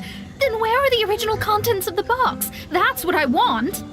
Oh, you want the thing that used to be in the box? You should have said so. That sounds haven't like Emma broken right it. there. Jeez, Pack. Like, calm down. With that Did freaking chainsaw. Did you almost call me Paku? No, I would never call you such a thing. Okay. There's nobody that could prove that I ever said that word. Nobody. There is somebody. No. Actually, there's You two can't- somebodies now that I think about it. You can't prove nothing. Hey, You have no proof. Smashly. What? Excuse me! Do not call her that! I am going to tell her you said that. And she's going to kill you. She knows my shenanigans. Yeah. We all know your shenanigans. Unfortunately. You all have the pleasure of knowing my shenanigans. Pleasure? Pff, right. That's definitely what it is. Exactly. You know it. Once upon a time.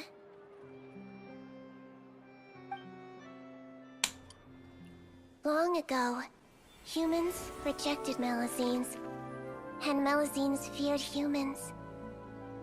There was one Melazine who became fascinated with human medicine, but no human wanted her help.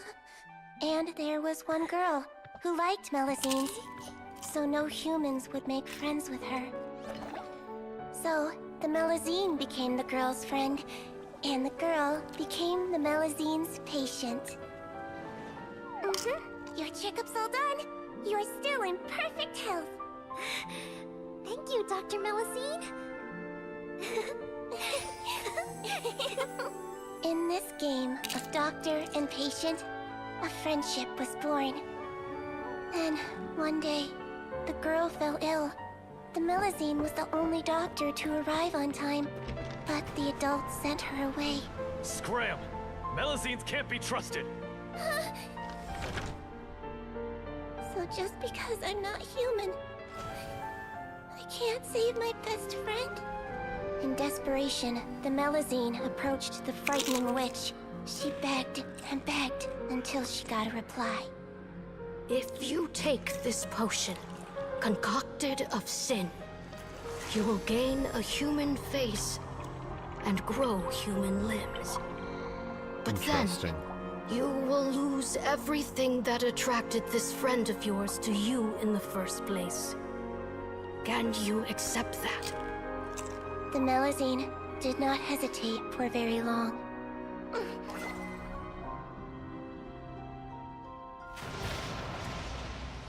On a rainy night, a little doctor knocked on the girl's door. The doctor wore a hood and raincoat, maybe to protect her from the rain, but maybe also to hide a Restream bot secret. says YouTube. Winston NGO, hello. Hello. The doctor held the girl's hand and treated her You arrived illness at just the right just time. as she had so many times before.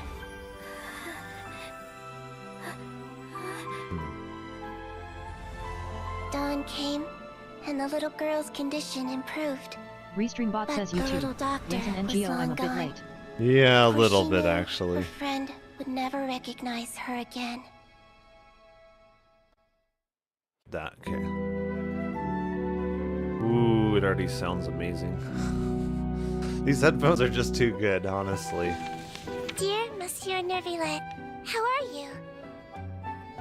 I haven't written in a while, so I thought I'd send you an update. Siege Wing.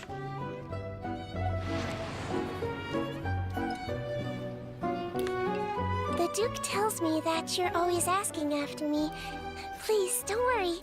Everyone at the Fortress of Meripede is really nice to me. Walsey, we've had it with you! What even is this? It's completely inedible. Suck it up and eat it! The food here is delicious. And the Delicious. people are super friendly. The other Melusines come by to visit me sometimes. They're always full of praise for the fortress, and they get along great with everyone here. Sneaky sticker for you. This one's really cute. Let's give it to a cute person. You once said we have to discover the meaning of life for ourselves. I think you're completely right. Life at the fortress is often pretty uneventful, so Restream my bot says infirmary YouTube. is empty a Winston lot of NGO, the she was time. so sweet in this trailer. Yeah. Ha! Too easy. But everyone trusts me, which is really great. I really like being a head nurse. Anyway, the Duke and I are planning on taking a trip out, so we'll definitely see you soon.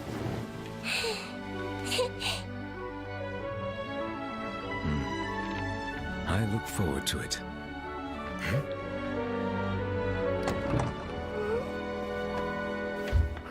Hope you're not too busy. We're here.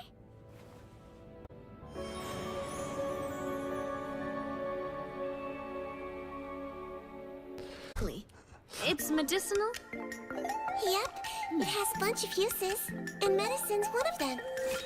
Our maritime flower in full bloom is a great cure for Restream bot says YouTube. Winston NGO, it was a small one that'll will probably get more people's attention the close the update comes. Yeah. You can buy them in the store, but they're not as good. You want real maritime flowers? I know a place where there's loads of them, really pretty ones. Didn't they do a slight improvement when they released Fontaine? I feel like they did something with the lighting or something when Fontaine was released. It wasn't huge.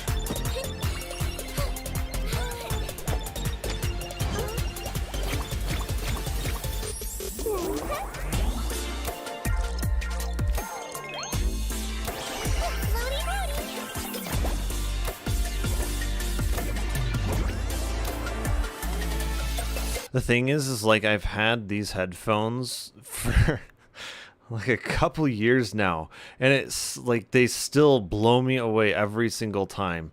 Like, oh my goodness, it's crazy. They make every other pair of headphone that you've ever listened to just sound completely irrelevant. Like, they really do.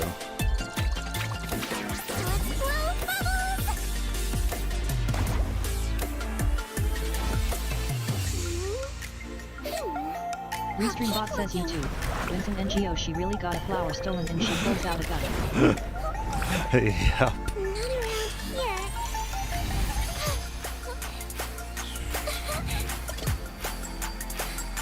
Petals contain all the good stuff. Oh my goodness. Get well soon.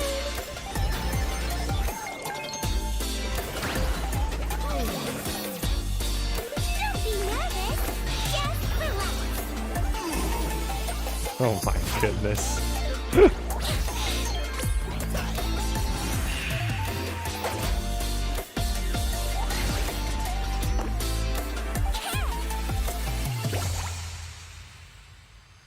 Oh my goodness. So, I made some herbal tea with added maritime flowers. It's really refreshing. Wanna try some?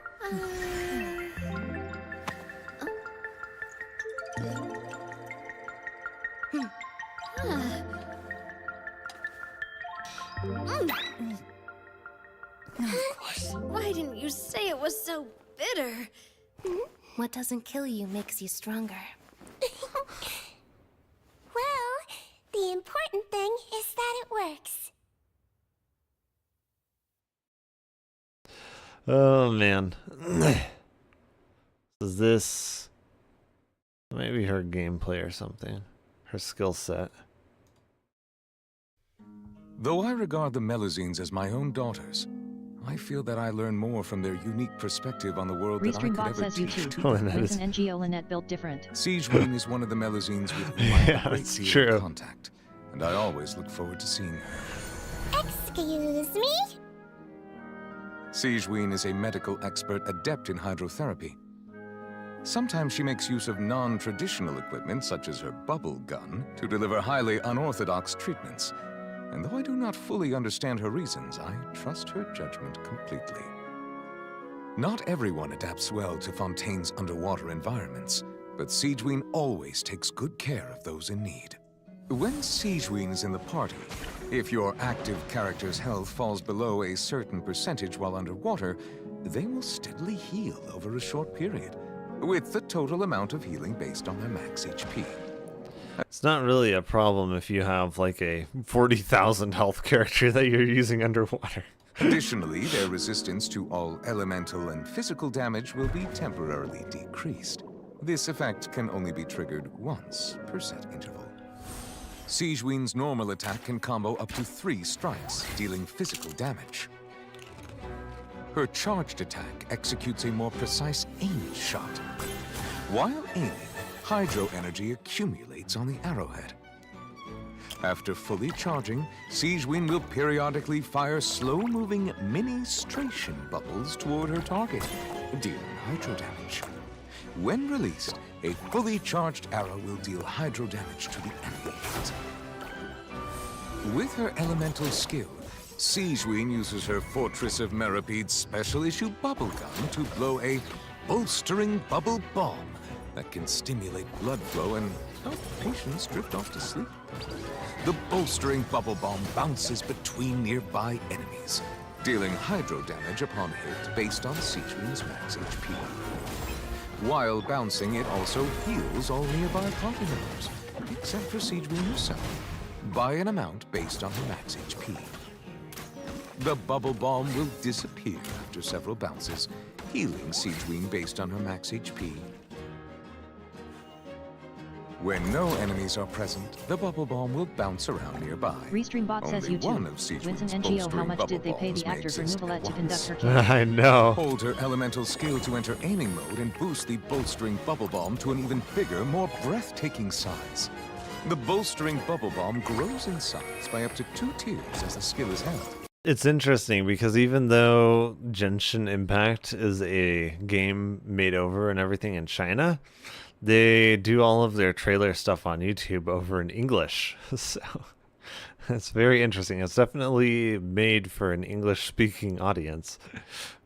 Each tier increasing both the damage dealt and the healing provided. After releasing, the bubble shrinks in size by 1 tier after each bounce until it returns to its normal size.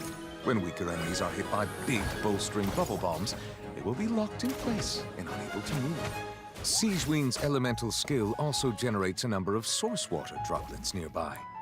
Each droplet she collects will grant her a bond of life worth a percentage of her max HP. When Xxfiv's bond of life is cleared, she will regain elemental energy. The quantity of elemental energy regained depends on the amount of bond of life cleared and is subject to a limit.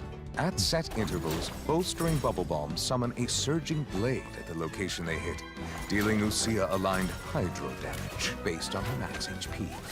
After unlocking the talent Requires Appropriate Rest, using Xxfiv's elemental skill grants her the semi-strict bed rest effect for a certain duration.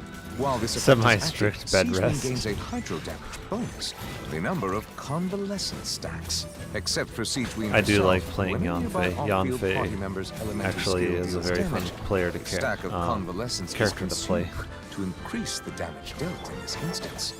This effect is increased based on the amount of max HP Xxfiv has over a certain amount, and there is a limit to the damage increase that can be gained in this way. He might feel a little prick. With her elemental burst, Xxfiv gets out her Meripede-manufactured custom syringe and sprays forth waves of kindness and medicine, dealing continuous AoE hydro damage based on her max HP. Also, when she uses her elemental burst, she absorbs source water droplets within a certain range, up to a certain quantity.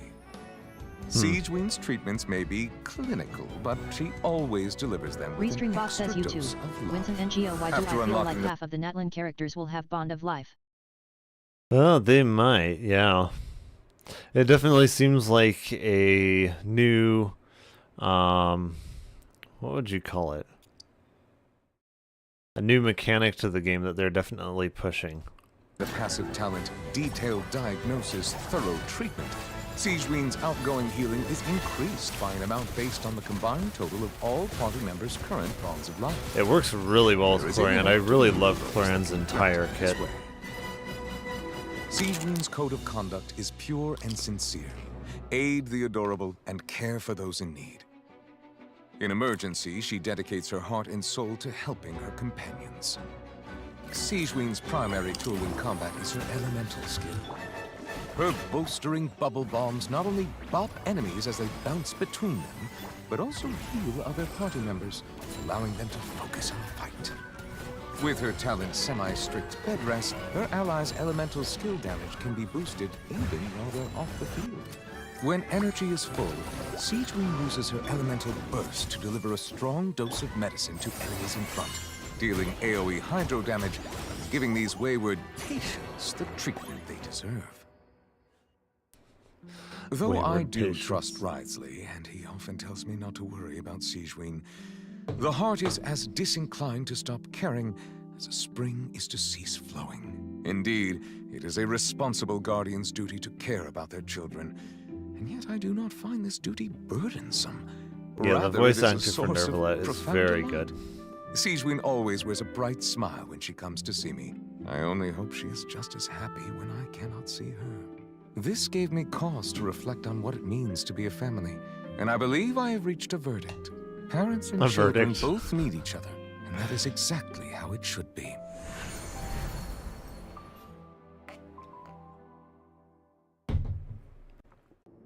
We're ready, Xxfiv. What's our first mission? I found the perfect job for the Traveler. First, I'd like you to lie down in this bed. Oh no, we're a test subject. Time to run. What for? I need you to pretend to be sick. What? Oh, is it that difficult? I thought you did a pretty good job last time. Oh, so you knew. I sure did. He was way more interesting than the usual malingering inmates, and you played along very well, Paimon. I observed you two for quite a while after that. Well, this is awkward. But why do you need us to do it again now? Just get a prop knife and have some fake blood. No time to explain. My next patient will be here any second. Please just do as I say. Yeah, just put a prop knife in his gut. Pretend like you've got a nasty headache. And throw in some dry heaving for good measure. Okay.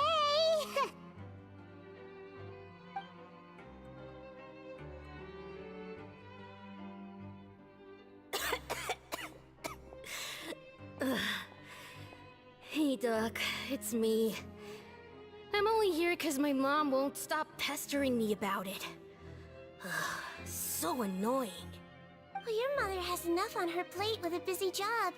Well, the last thing she needs is to worry about you being sick as well. I know. I shouldn't treat the place like a playground. Shouldn't go swimming in the lower levels where we join up with the sea, because it'll give me a cold and distract her from her work. I thought I'd be able to have some fun here at the fortress for a few days, but it's always, don't do this and don't do that. All right, sit yourself down and I'll take your temperature. Well, your fever still hasn't gone down. Well, here's your medicine. 1 cup for starters, and we'll see if it helps. But Doc, it's so bitter. Do I really have to drink it? I mean, I'll be fine, right? I've got an uncle who caught a cold. His fever went away on its own after a couple days. Can't you just write me a note saying I'm on the mend? I just need something to keep my mom off my case. I sure can. You're a very brave boy after all. Huh? Brave? What makes you say that? Well, if you want to rely on your own immune system to clear up your fever, then you'll have to tough it out like this guy. Hang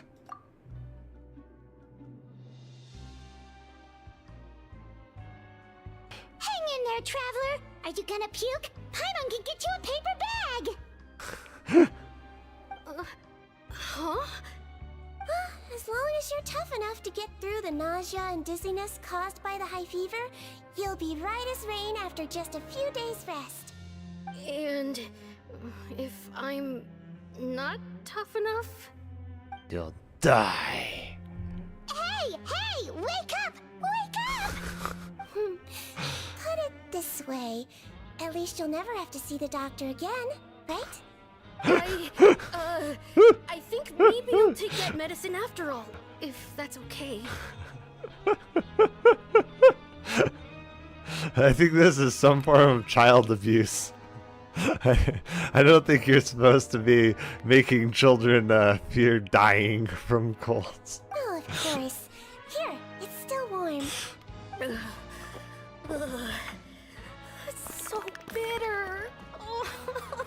Generally, you only die from stuff like colds if your immune system is already very compromised. He really doesn't know what's good for him. The verdict came down. This Melazine is guilty. The Eudex defended the authority of Fontaine law, but he did not confiscate the Melazine's medical kit. And so, the Fortress of Meripede gained a new little doctor. She still wore her hood and raincoat, even though it never rained in the fortress. Perhaps thanks to her human appearance, no one refused Right her on a treatment. 11234 says my PC is She generating treated so more much and dust. more patients, and her It sentence is. grew ever shorter. Finally, the people of the fortress could not live without her, and though her sentence ended, she did not leave them either. Then one day, she received an invitation from the outside world.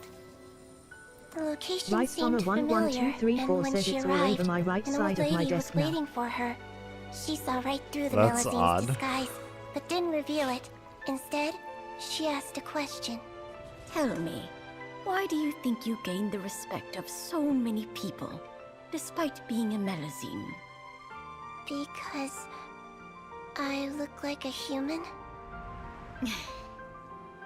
It's been 50 years, Sijuin, and you haven't aged a day. I think everyone knows you are not human. I finally found you after all so these that was her years. childhood friend. I still remember, you know. It was you who saved me that night. But how? I was no longer a Melusine by then. Does it really matter if you're human or Melusine? I remember the warmth of your palm. It's quite unmistakable. And you know what? It hasn't changed one bit. You don't have to hide anymore, Sijuin. These days, everyone wants to make friends with Melusines. And I think that it's all because of you. I'm sorry I couldn't say this until now, but thank you, Dr. Melusine.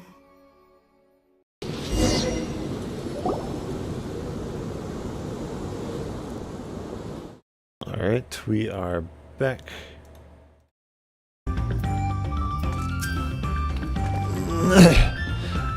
You all can stand back. I'll get to the bottom of the problem in no time.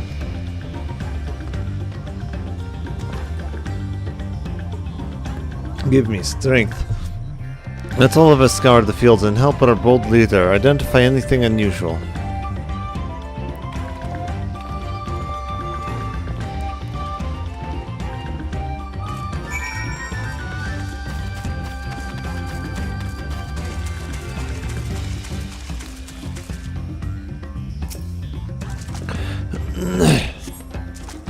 As Vania described, the reeds appear wilted and unhealthy.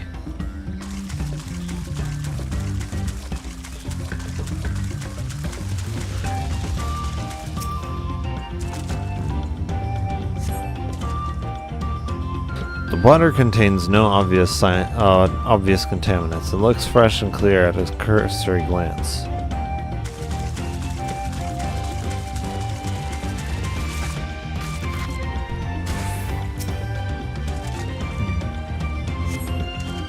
The soil in the paddies is as one would expect, rich in color and suitably moist, not too dry nor flaky.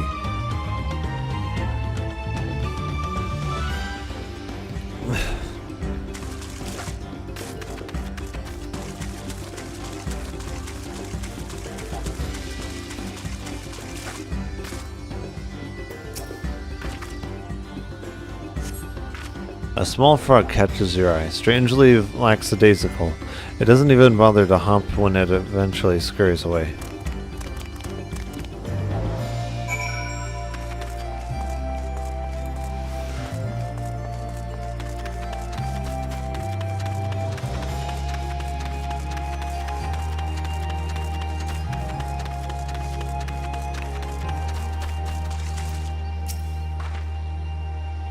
Seen enough? I'll call everyone together and we can share discoveries.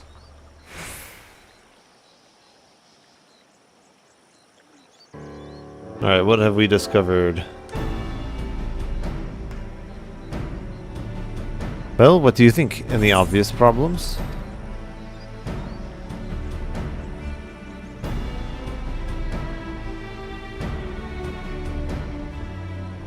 I agree. The waters look to be good quality, as does the mud in which the reeds have been planted. The frogs and insects are unusually torpid. This suggests the problem is affecting not only the reeds, but also the creatures that live among them. Could something invisible to the naked eye be polluting the water? It would need an alchemist to know for certain.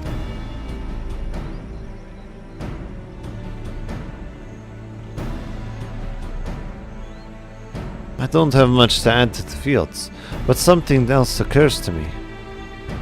When you were describing how the creatures seem lifeless, I couldn't help but be reminded of the listless villagers. They've all had a terrible tragedy, I know. There is another reason for their flagging spirits, I believe. Go on.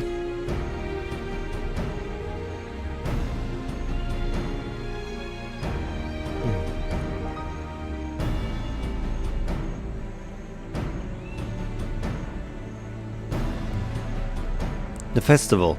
This is traditionally an occasion for celebration and renewal, so without it the Hanu are struggling even more to recover. The last time I visited the village was in the middle of the festivities. You'll never see Hananu more joyful and alive. It's an indispensable part of their culture. Its absence only compound their woes, so I say we help them put on the festival. Give them a reason to cheer these sad times. Who knows, maybe fixing one problem could lead us to a solution to the other.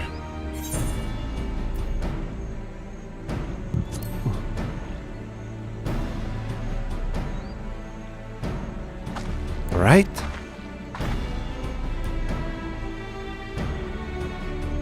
I fail to see the relation between festivals and fields. Let's not be too hasty in dismissing the idea. Things which seem unrelated can later prove to be connected in surprising ways. True, and being bereft of ideas as we are, any proposal is worth entertaining. I suppose. Besides, this is Wuklamat's journey. It's only right that we follow her lead.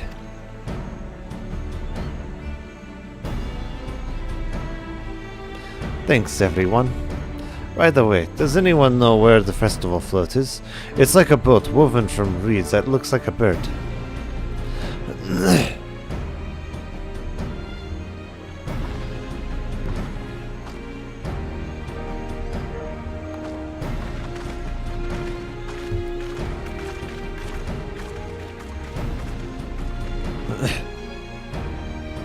There's much less debate than when I'm traveling alone.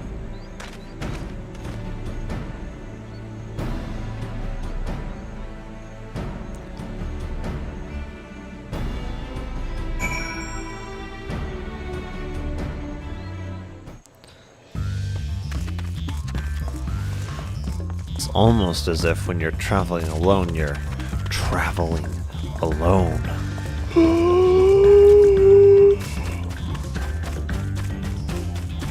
This is a new revelation.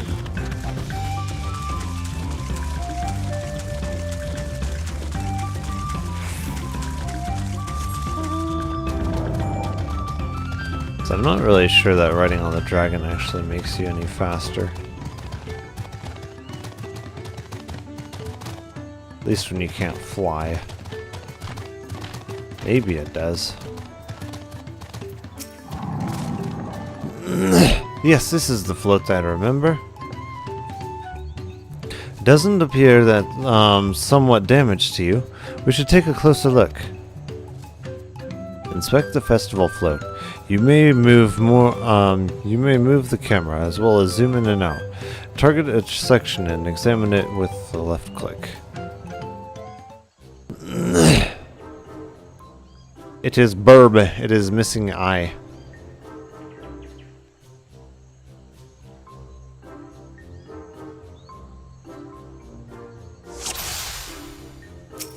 Alright. Why would you look at that? It's missing an eye. Oh dear, one of the a bird's eyes seems to be missing a gemstone.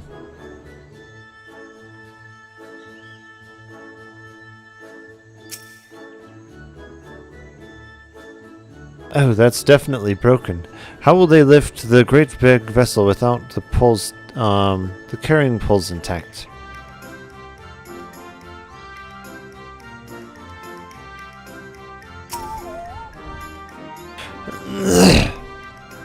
His tail's feathers have seen better days.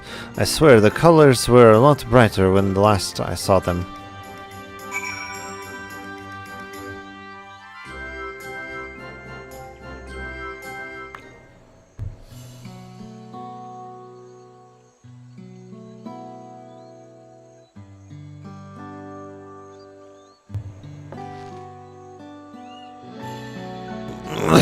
Well, I think we can all agree the boat is in dire need of repairs. Now, how do we go about fixing it?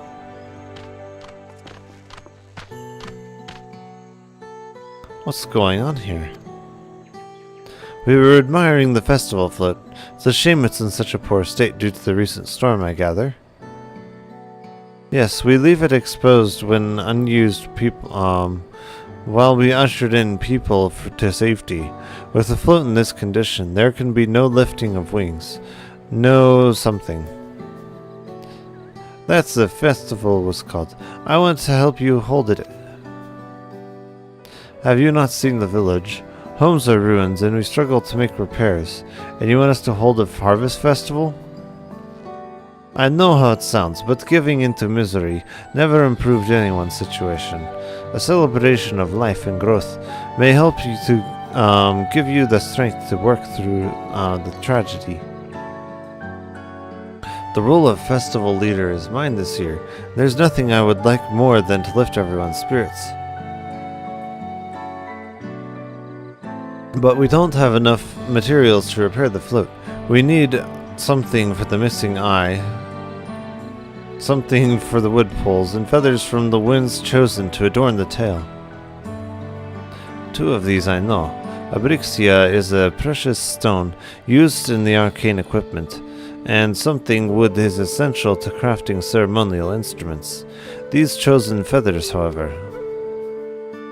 The Winds Chosen is a victor competition in which contestants see who can blow a feather the furthest using wind magics, and that's something of a problem right now.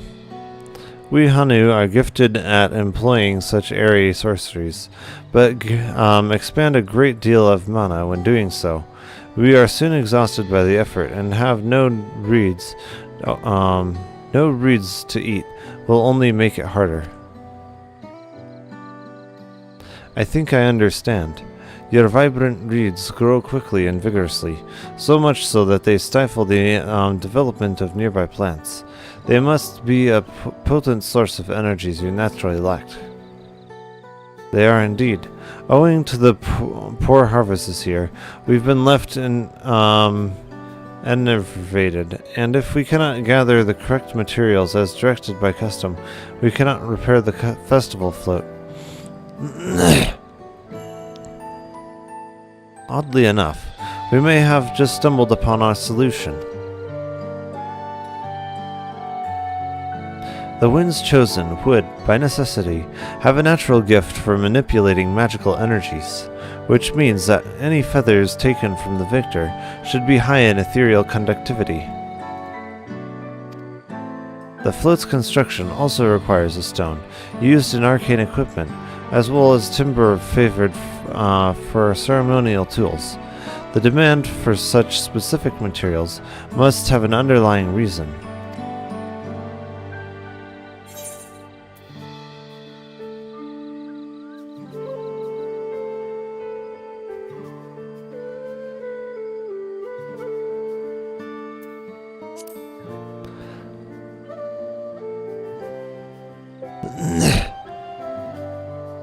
Precisely what I was thinking.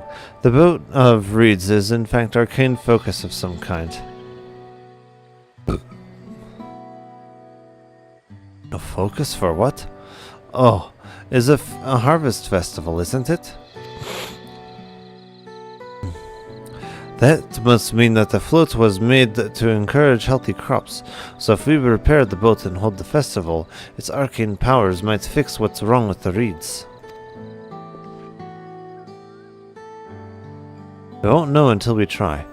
But 'tis a sound theory. Celebration, prayer, ritual ceremonies, these have been known to elicit miraculous effects. Wait, the float a tool for magic? This is the first I'm hearing of it. In the beginning, it may not have been. After a good harvest year, there would be no reason to change it. But the harvest was poor. New adornments were likely added, and those who performed the labor may have imbued their work with ardent hopes for a bright future. through years of trial and error, the Hanu would have refined their festival float into a focus for harvested prayers. Incredible. I know what you're practically fainting from hunger, but reviving really does sound like the solution to your woes, and I promise that we'll do everything in our power to help you. I'm still not convinced about this focus business, but I accept your aid nonetheless. I will introduce you to the shipwright who's been maintaining the float these last few years.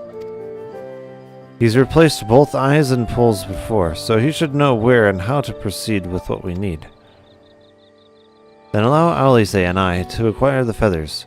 We'll encourage the people of Okanu to gather and vie for the title of Winds Chosen by sharing with them our own reserves of mana. I'll go with you. I can carry some alchemical brews that may afford the same effect.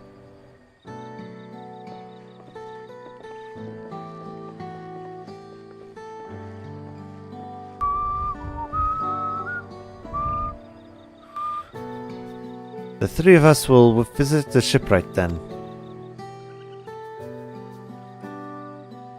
Not without me. I've worked hard to fix the float as best I can. The responsibility is mine after all. I've not introduced myself, have I? My name is Linuhanu. Nice to meet you, Linuhanu. And certainly, let's all go together.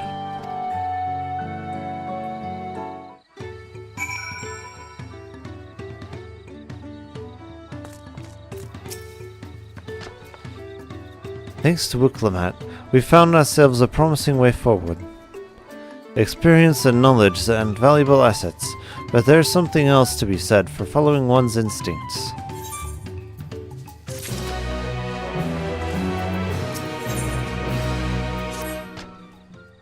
The shipwright's name is Xxfiv. He's a Zabral who only moved to Kamukama a few years ago. But he's since mastered our customs to an almost frightening degree. He's especially strict when it comes to manners, so make sure to offer him a proper Hanu greeting. We wouldn't want to offend him right before asking a favor. A proper Hanu greeting? Oh, that one. Don't worry, I remember how it goes. Then we shouldn't have any problems. Let's head to Unpronounceable to the east of here.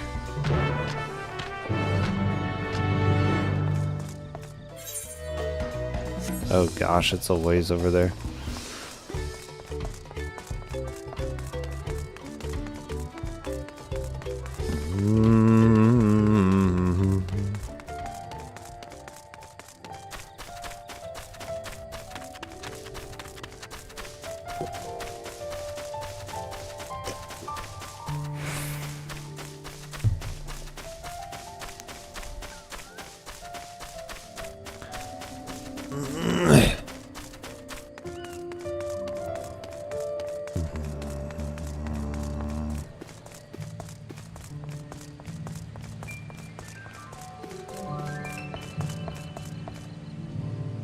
That's the water.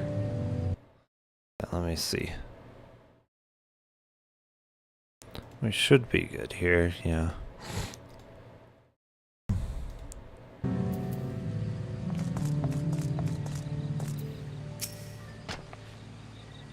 This is Okabe. Okbekbe, I guess. The village of all. Those who drift into Kozamauka from Tuliali and elsewhere are welcome to live here alongside the Hanu. As for Xxfiv, he lives and works in the House of Waters, high at the top of the large tree nearby. Follow me. But I should warn you, to climb up the stairs can be challenging.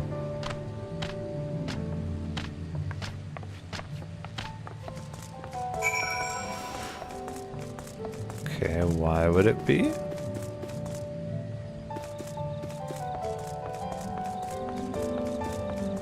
Oh, these stairs, I see.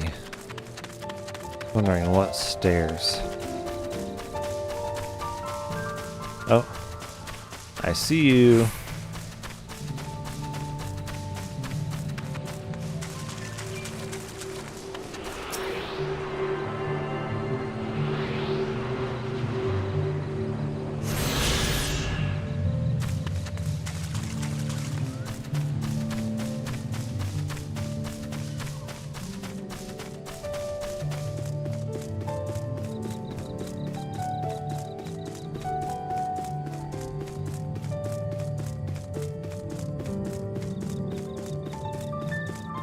This goes a ways up. Jeez.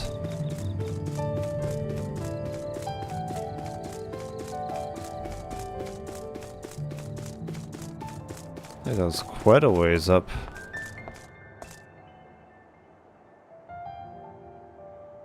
Oh wow.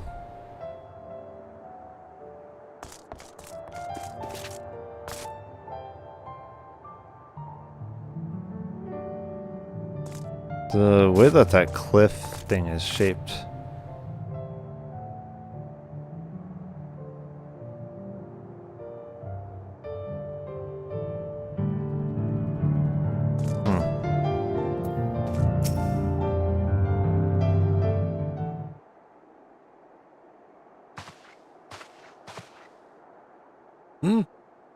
What do you want with me? Sounds like an old Khajiit. Right. The greeting.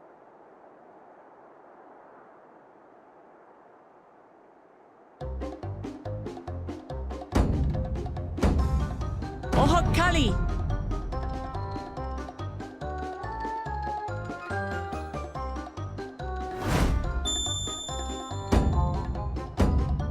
Oh, Kali!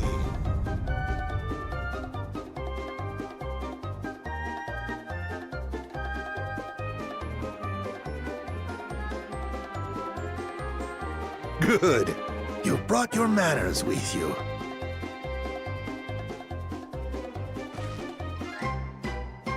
When in Ukanu, do as the Hanu do. For a country as diverse as ours, the preservation of harmony demands that we respect the cultures of all peoples who call it home. Well, that explains your familiarity with Hanu customs. And you speak truth, of course. To live together means to learn about each other. Ah, I appreciate an open mind. In fact, I get the sense we've met before.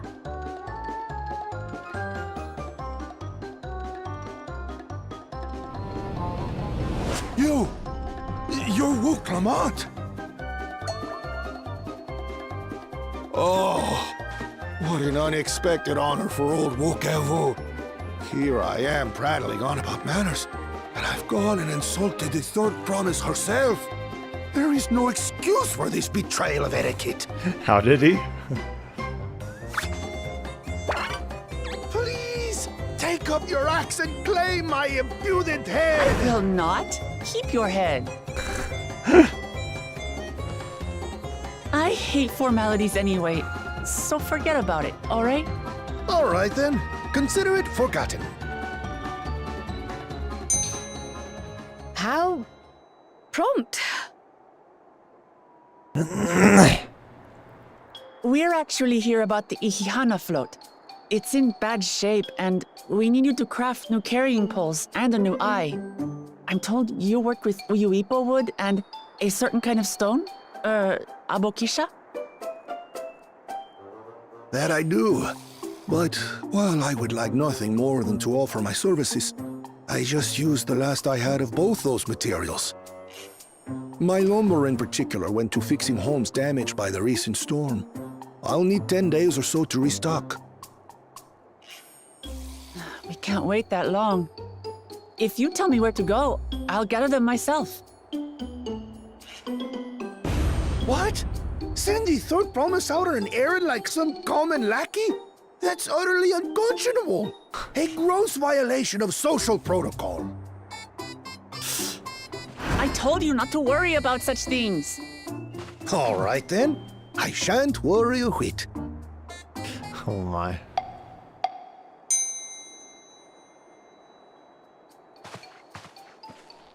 What's with your Hanu friend there? I am festival leader this season, and have come along to oversee the float's repair. As strange as it may sound, Wuklamat and her friends believe the float is an arcane focus, meant to encourage the growth of our struggling reeds. Too many Hanu have forgotten, it seems. But that is indeed the true purpose of the lifting of wings. Your education is impressive, Third Promise.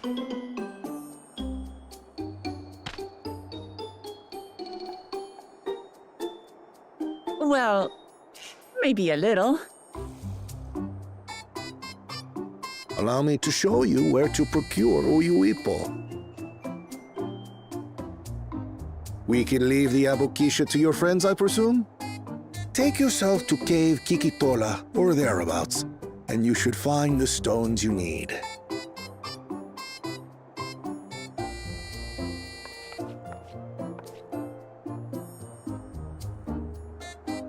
I've been there once or twice. I can guide you. You better. That should save us some time. All right then, let's get moving.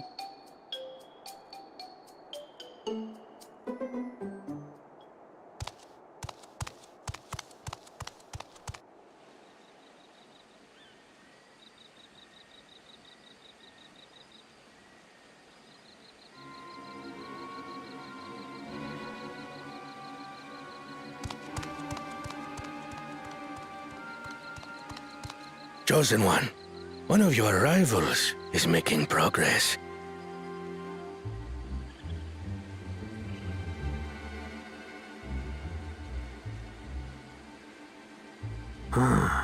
Ihiana, you say? Should our first choice fail to deliver, it might be wise to let this play out.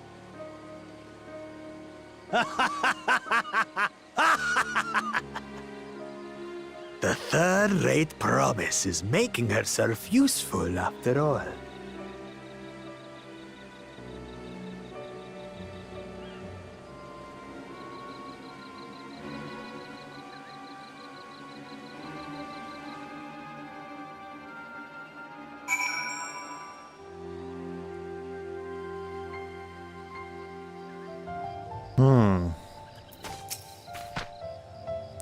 Cave Kiki Ola is southeast of Okano. We can return to the village first, then head there on foot.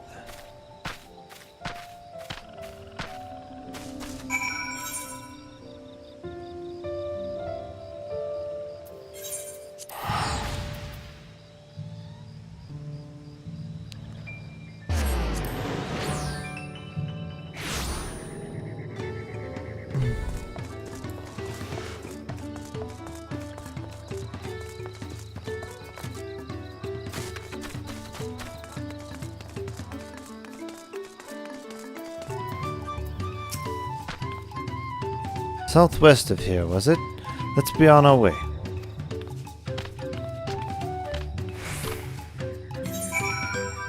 Oh gosh. There are ways that way.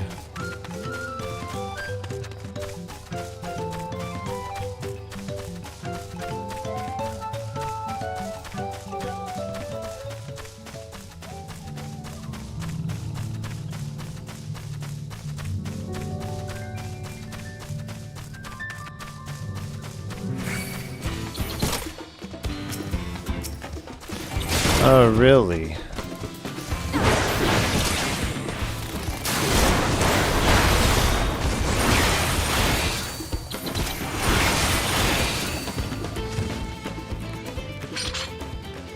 I guess he's done now. Oh, I'll teach you.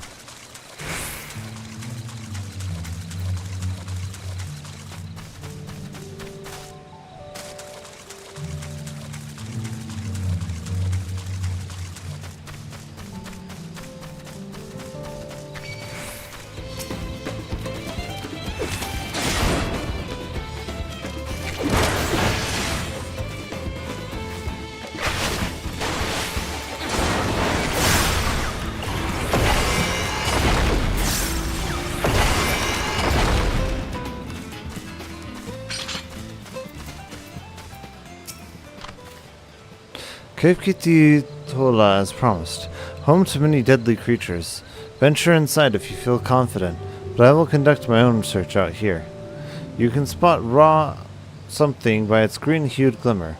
Bring anything matching that description to me. I shall help scour the cave inside then. You take the west half, and I'll take the east.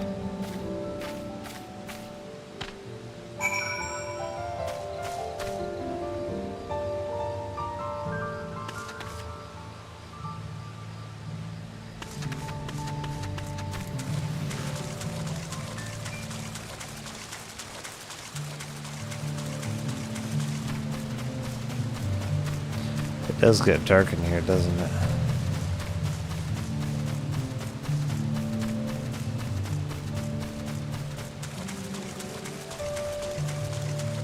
Oh, I see something else up there too.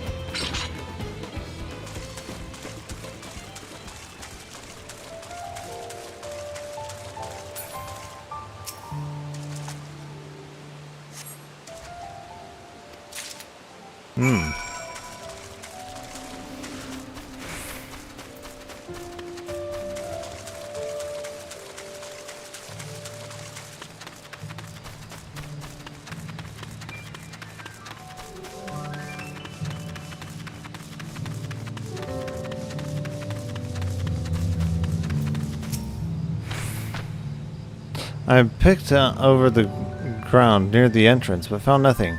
Do you have better luck inside the cave?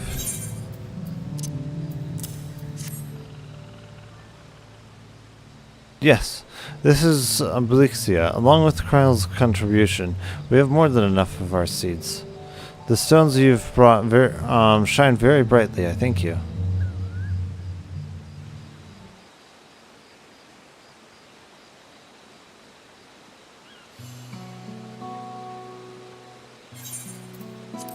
He would have been happy to know we were putting things right. Truth be told, a good friend of mine was meant to be the festival leader for this year's celebration. But when that big storm hit, he didn't survive. It fell to me to carry on in his stead. That's why you agreed to Wuklamat's request, despite your initial reluctance. Yes, it hurt to hear, but she was right. Though I must mourn, I cannot let my grief consume me. Her words made me realize that my path to recovery, our recovery, is already laid out before me, and I will walk it, for myself and for my friend.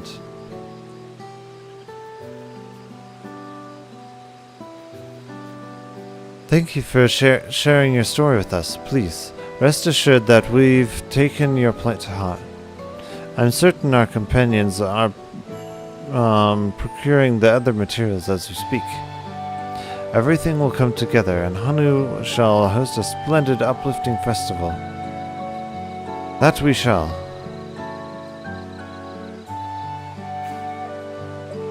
With that, let us return to and deliver the Abroxia into Wuk Evu's waiting hands.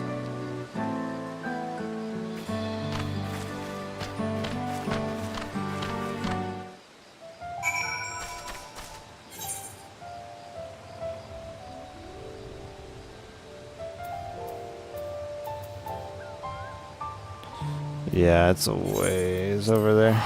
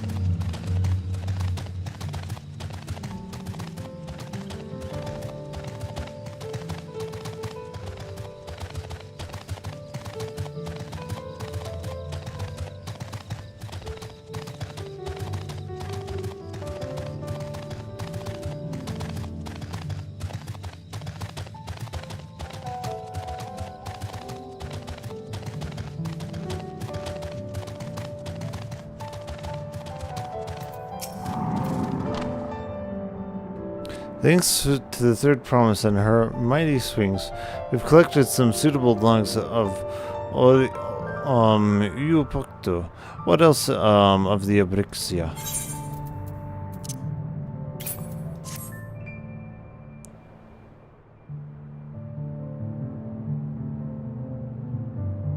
Yes, these are excellent samples, a very good quantity too. At this stage, will likely be surmised that the lifting of wings encourages the crops to grow, but not exactly how, eh? Well, you're in for a treat. If all goes to plan, the results should be spectacular. Now, to get to work to crafting these pieces for the float, I could use an assistant versed in the arcane arts to enhance Uipio's conductivity. Then I might be delighted to help. Everyone else should head back to Okanu. We'll join you at the float once the work here is complete.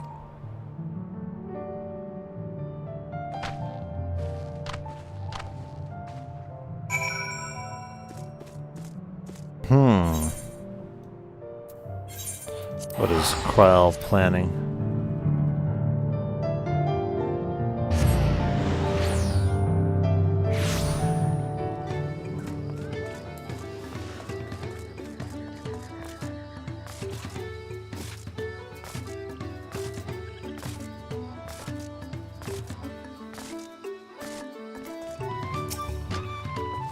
Gathering up Uyopo was a trial in and of itself.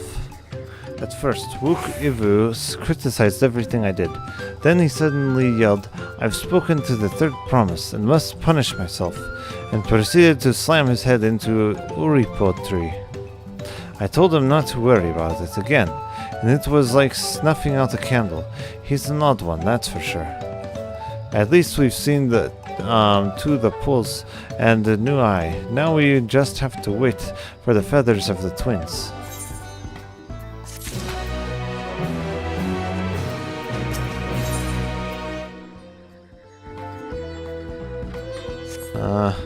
Let me go get some food before we start this festival here. Exactly.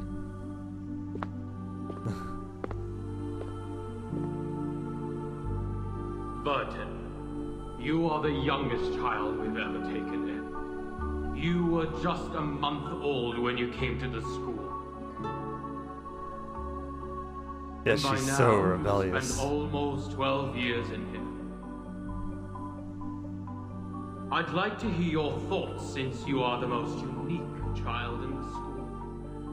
Whatever the question or opinion is, I will respond with an answer. Oh no, I don't know if it's a good idea to let the red-pilled one ask questions. Any question? Of course, as you wish. She will ask very not approved questions. What is I'm the sure. storm, sir? Oh no, you're not supposed to ask that. Seria! Okay, let me give you the full story. I love the scent of wine, and after reading up on the art of winemaking, I have grasped some of the key principles. In short, whatever ingredients you use, it's essential to include something sweet. In an attempt to select the most suitable ingredient, I gathered samples of all the sweet plants and fruits I could find in the Mondstadt area. Then, I tried them all in turn and took detailed notes. I also factored in the differences between the same ingredient grown in different locations. For instance, sweet flowers from Springvale are a little sweeter than those at Cape Oath. Wow, that sounds like a lot of work. Oh, I'm sure she was more than happy to do it. All the work, all of the wine tasting. I'm sure she was more than happy. It was no problem at all. No problem Just at all. my duty as a maid of Favonius. It was her duty. It was her duty to get drunk for 4 days in a row. It was her freaking duty, Paimon. The chance to source the Defender's will on behalf of the Knights of Favonius is a huge honor for me. It was a duty and it was an honor. She did her duty admirably in the face of serious adversity. She trumped through somehow. The hangovers and the drunkenness, it was all part of her duty. Noelle, your eyes are sparkling. But Paimon thinks it could be because of Lisa's brainwashing. Shh, we don't talk about that, Paimon. Shh. Anyway, I was worried that my evaluation would be too subjective if only I were involved. Yes, Thankfully, that's true. I ran into Sucrose the other day on her way out of the lab. Oh, so you had your drinking buddy. That's why you're both here. Oh no! Yes, you've been found out, Sucrose. What is it, Sucrose? I just remembered why I left the lab that day. I was supposed to go and fetch some lab equipment we imported recently. It's okay. What you were doing, it was part of an honorable mission given to Noelle. Couldn't be helped. You had more important things to do with Noelle. Oh. Uh-oh. That look on your face seems to say you forgot all about it and have been in the lab this whole time. I've been in the lab drinking away this entire time, man. I don't know how they would have forgot it, man. Yeah, exactly. Oh, I'm so sorry. Don't worry about it. It's my fault, really. I'll go and see Marjorie about the equipment shortly. Carry on, Noelle. Oh, okay. Anyway, Sucrose is a true professional when it comes to this kind of research. I showed her my list, and she made some extremely valuable suggestions. Your faces are still flush red from all the drinking. Please, you don't need to go out of your way to compliment me. Noelle filled me in on the background of the whole situation. Oh, okay. I was moved to see how seriously she took this task, even though she'd never even met Razor before. However, none of the potential ingredients she had identified were perfect candidates, in my opinion. What we needed was a fruit high in sugar and easily fermentable.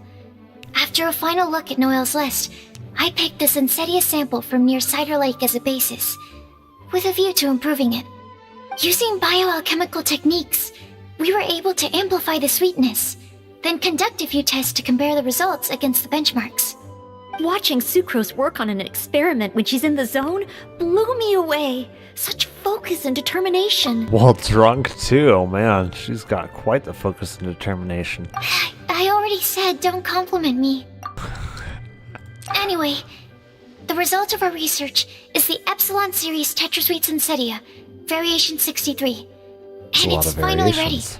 The sweetness has been verified through rigorous testing. And the size and color are both optimal, too. Much wine testing. So much testing. Now we need to go find something else to test together. Noelle shortened the name to Quadruple Sweetness Sensetia. Unfortunately, it can't be produced on a very large scale under the current conditions. But as long as we have enough for Razor. Oh, we want to taste just a little bit. Hey, what's wrong with you? I'll just go along with it for now. As soon as we go into a back alleyway, Scaramouche will accidentally trip and fall on his own blade, tragically ending his life. Such a tragedy. Won't be able to believe what happened, and we'll have to, unfortunately, inform Kusanali of Fine. Drink these.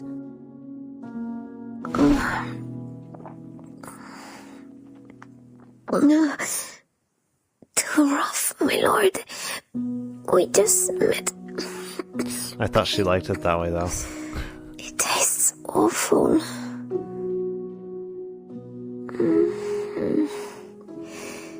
Is it the special healing potion? No, it's just something she And scraped this. together off the streets. Eat. You must have been hungry for so long. Just run off sewer water. This, my lord.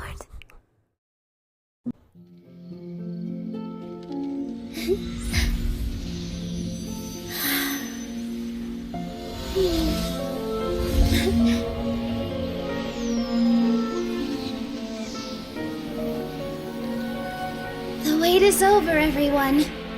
I dedicate this to our god, the Dance of Sub-Zerus.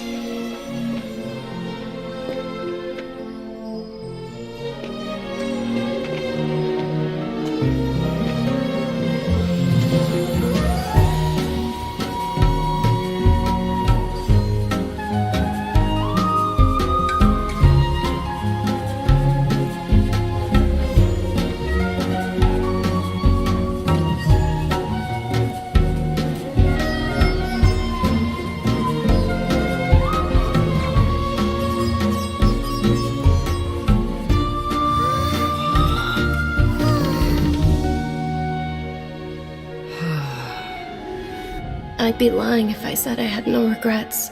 I would have loved to see Nilou's dance.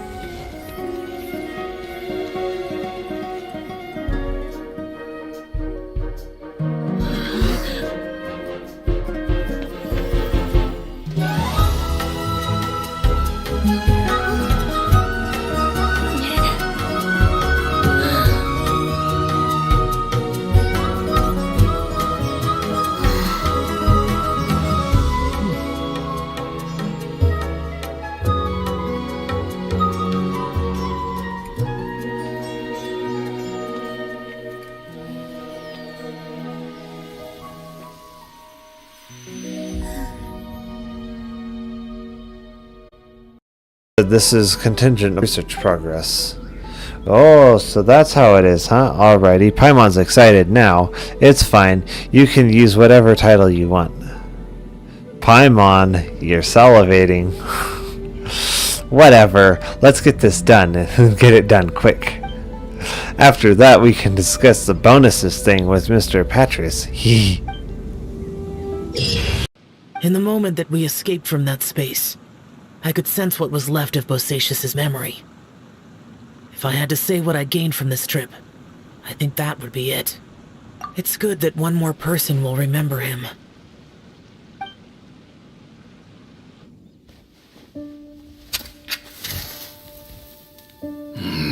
Menogias, where have you been? Brother Yaksha, you're confused again. I've told you countless times, I am Boyoung, the thaumaturge who fought with you in the chasm. Boyoung? Boyoung? You are Boyoung, but who am I? Believe me, I want to know as much as you do.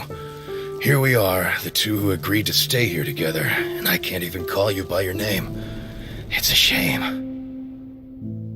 Stay here? No. No, you have to leave. Nonsense, Brother Yaksha. We're down here for good now.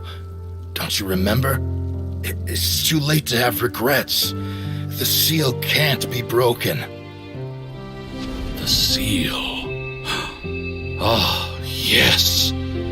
I'm a Yaksha who came here to fight. Brother, are you okay? Look at the state of me.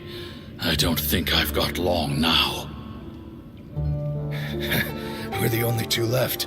Don't go dying on me. You know, today I saw my family down here. Clear as day. What do you think? Am I losing my mind now too? Probably. Boyoung, do you want to go home? I made my decision to leave Zhongzhao up on the surface. I obviously... Of course I want to go home.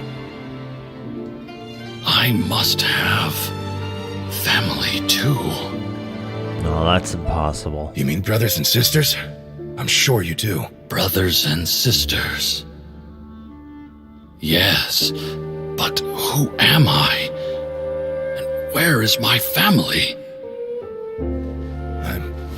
Brother, what's wrong? Hang in there. It's just you and me. Don't die before me. Alatus, is that you? Who's Alatus? Your memory's going again. I'm sorry. You all have to see me in this state. Brother! Brother! Alright.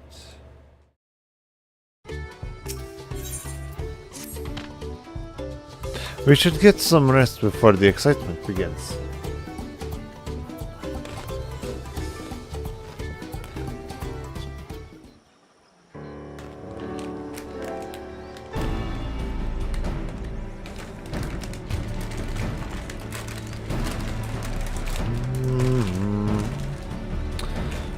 Over there, the float, isn't that the third promise? The rumors are true. She's trying to complete the feat of reeds by reviving Xxfiv.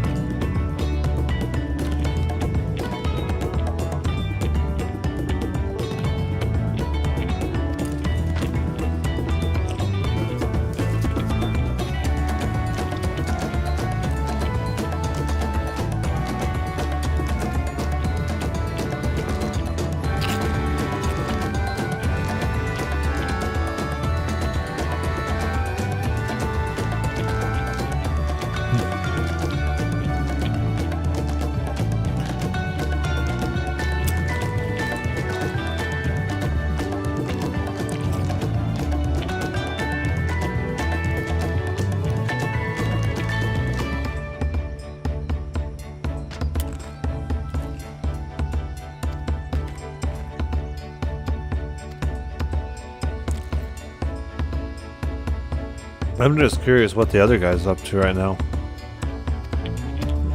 What exactly is his plan?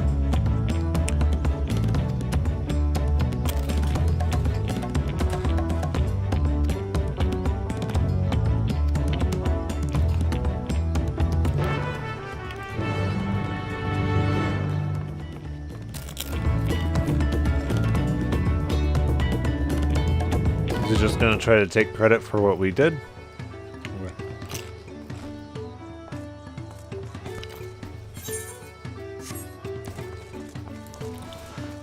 Because right now it looks like we're just gonna achieve all of this and he's not gonna get anything done. Like, I don't know.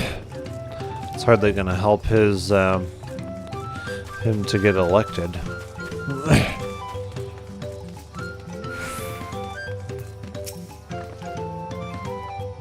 As someone said, Cousin should be down on his way. Then off to the rest where the sun branches. Then something about the bridges and the street of the sun. Anyway, let's split up to get to work. Once you've called all the threats you can find, we'll meet at this place.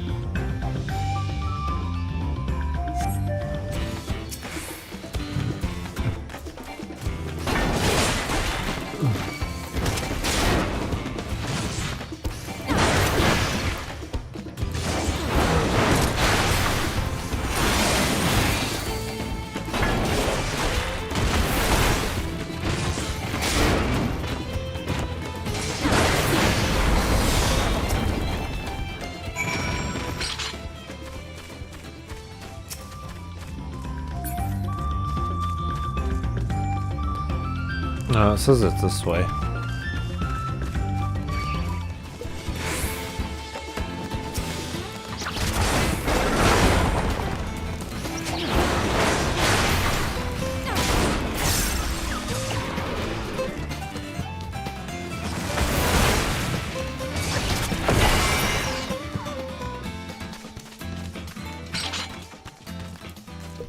Wait, no, not that.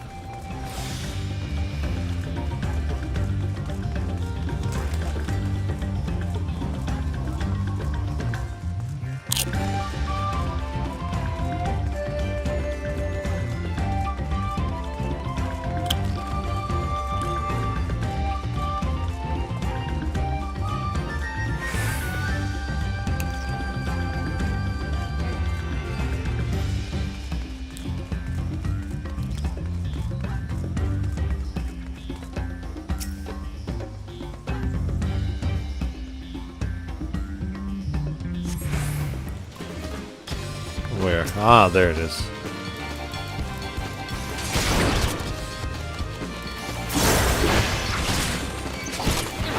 Oh, there's more than one of them, eh?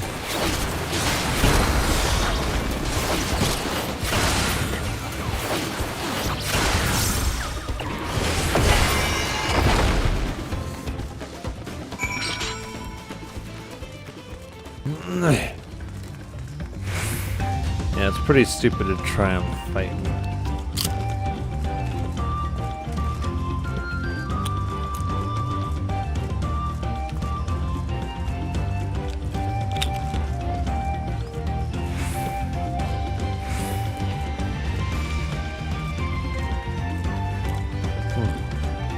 The character is just as strong as I remember.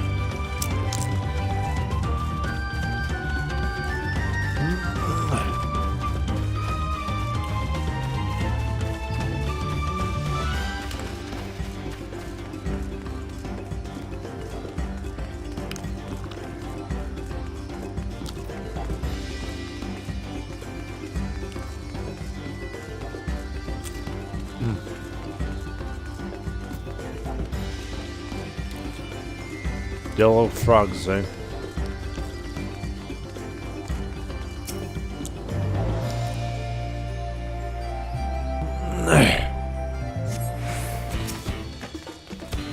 Let's see.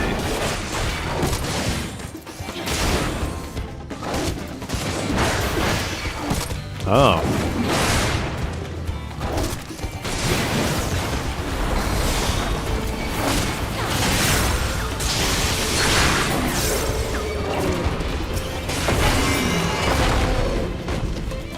Night night, kitties.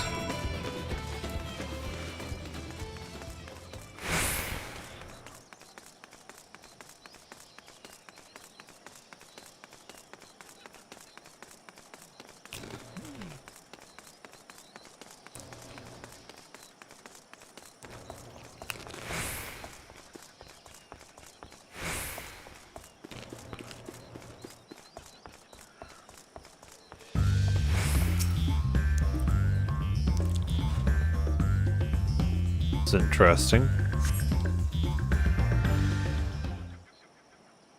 It's gonna be voice acted. This part might not be. Ah, you are one step ahead of us. This must be the likeness of Kyakia,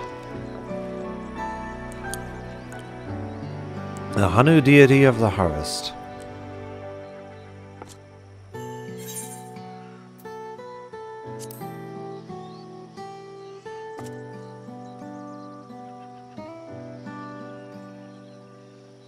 Makes you appreciate how much their culture revolves around the reed harvest, doesn't it?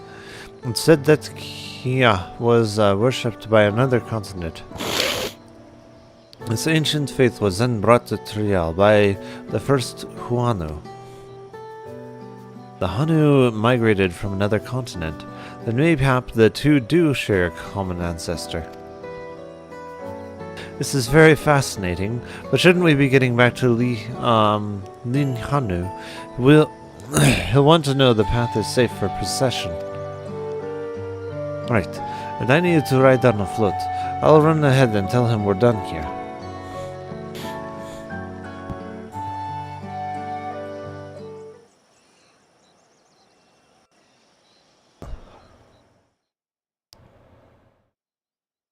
Oh, what's he doing?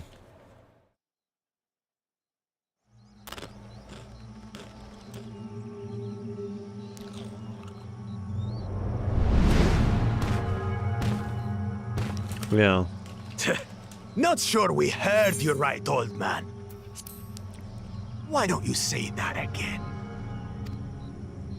As many times as you'd like. The third promise tasked me with repairing this float, and I'll not relinquish it to an uncultured brute like you.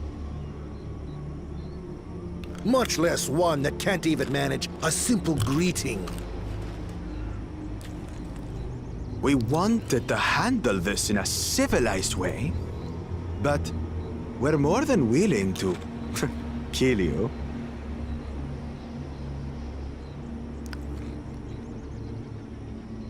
We have a two-headed problem. Yes, please hurry. She's on her way back already? Stand back, Wukevu! I will protect the float! I don't think you will. Are you trying to be brave, little bird? I could never have repaired the float alone. Not properly. But thanks to Wuklamat and her friends, we can hold Ihihana again!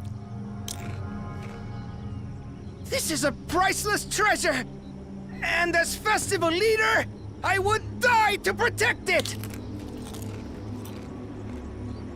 They already said that he would be disqualified.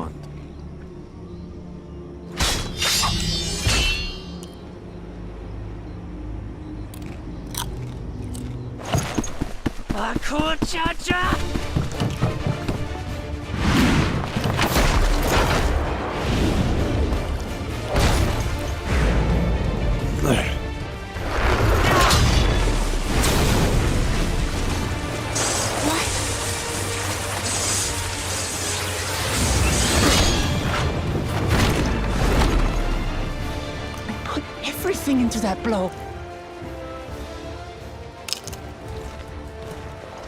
Good. The better for you to understand the gulf between us. But you need more lessons. We'll carve them into your mangy hide until you cry and beg forgiveness.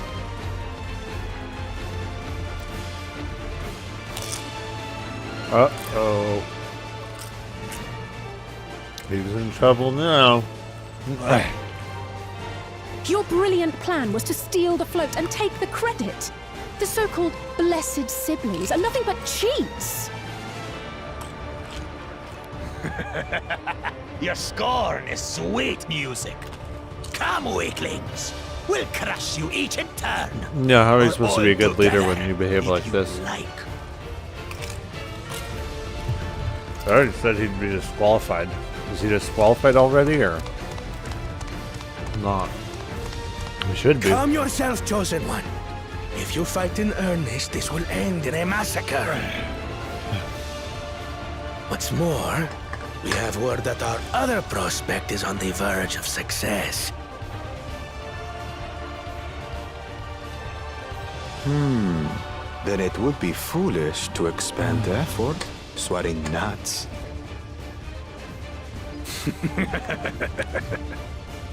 Lucky for you. Eh? Oh, just a second. Exactly.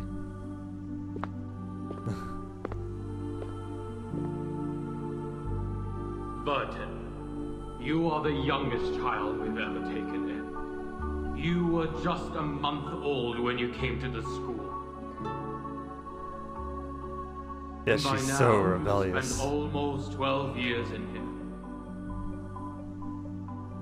I'd like to hear your thoughts since you are the most unique child in the school. Whatever the question or opinion is, I will respond with an answer. Oh no, I don't know if it's a good idea to let the red-pilled one ask questions. Any question? Of course, as you wish. She will ask very not approved questions. What is I'm the sure. storm, sir? Oh no, you're not supposed to ask that. Seria! Okay, let me give you the full story. I love the scent of wine, and after reading up on the art of winemaking, I've grasped some of the key principles. In short, whatever ingredients you use, it's essential to include something sweet. In an attempt to select the most suitable ingredient, I gathered samples of all the sweet plants and fruits I could find in the Mondstadt area. Then, I tried them all in turn and took detailed notes.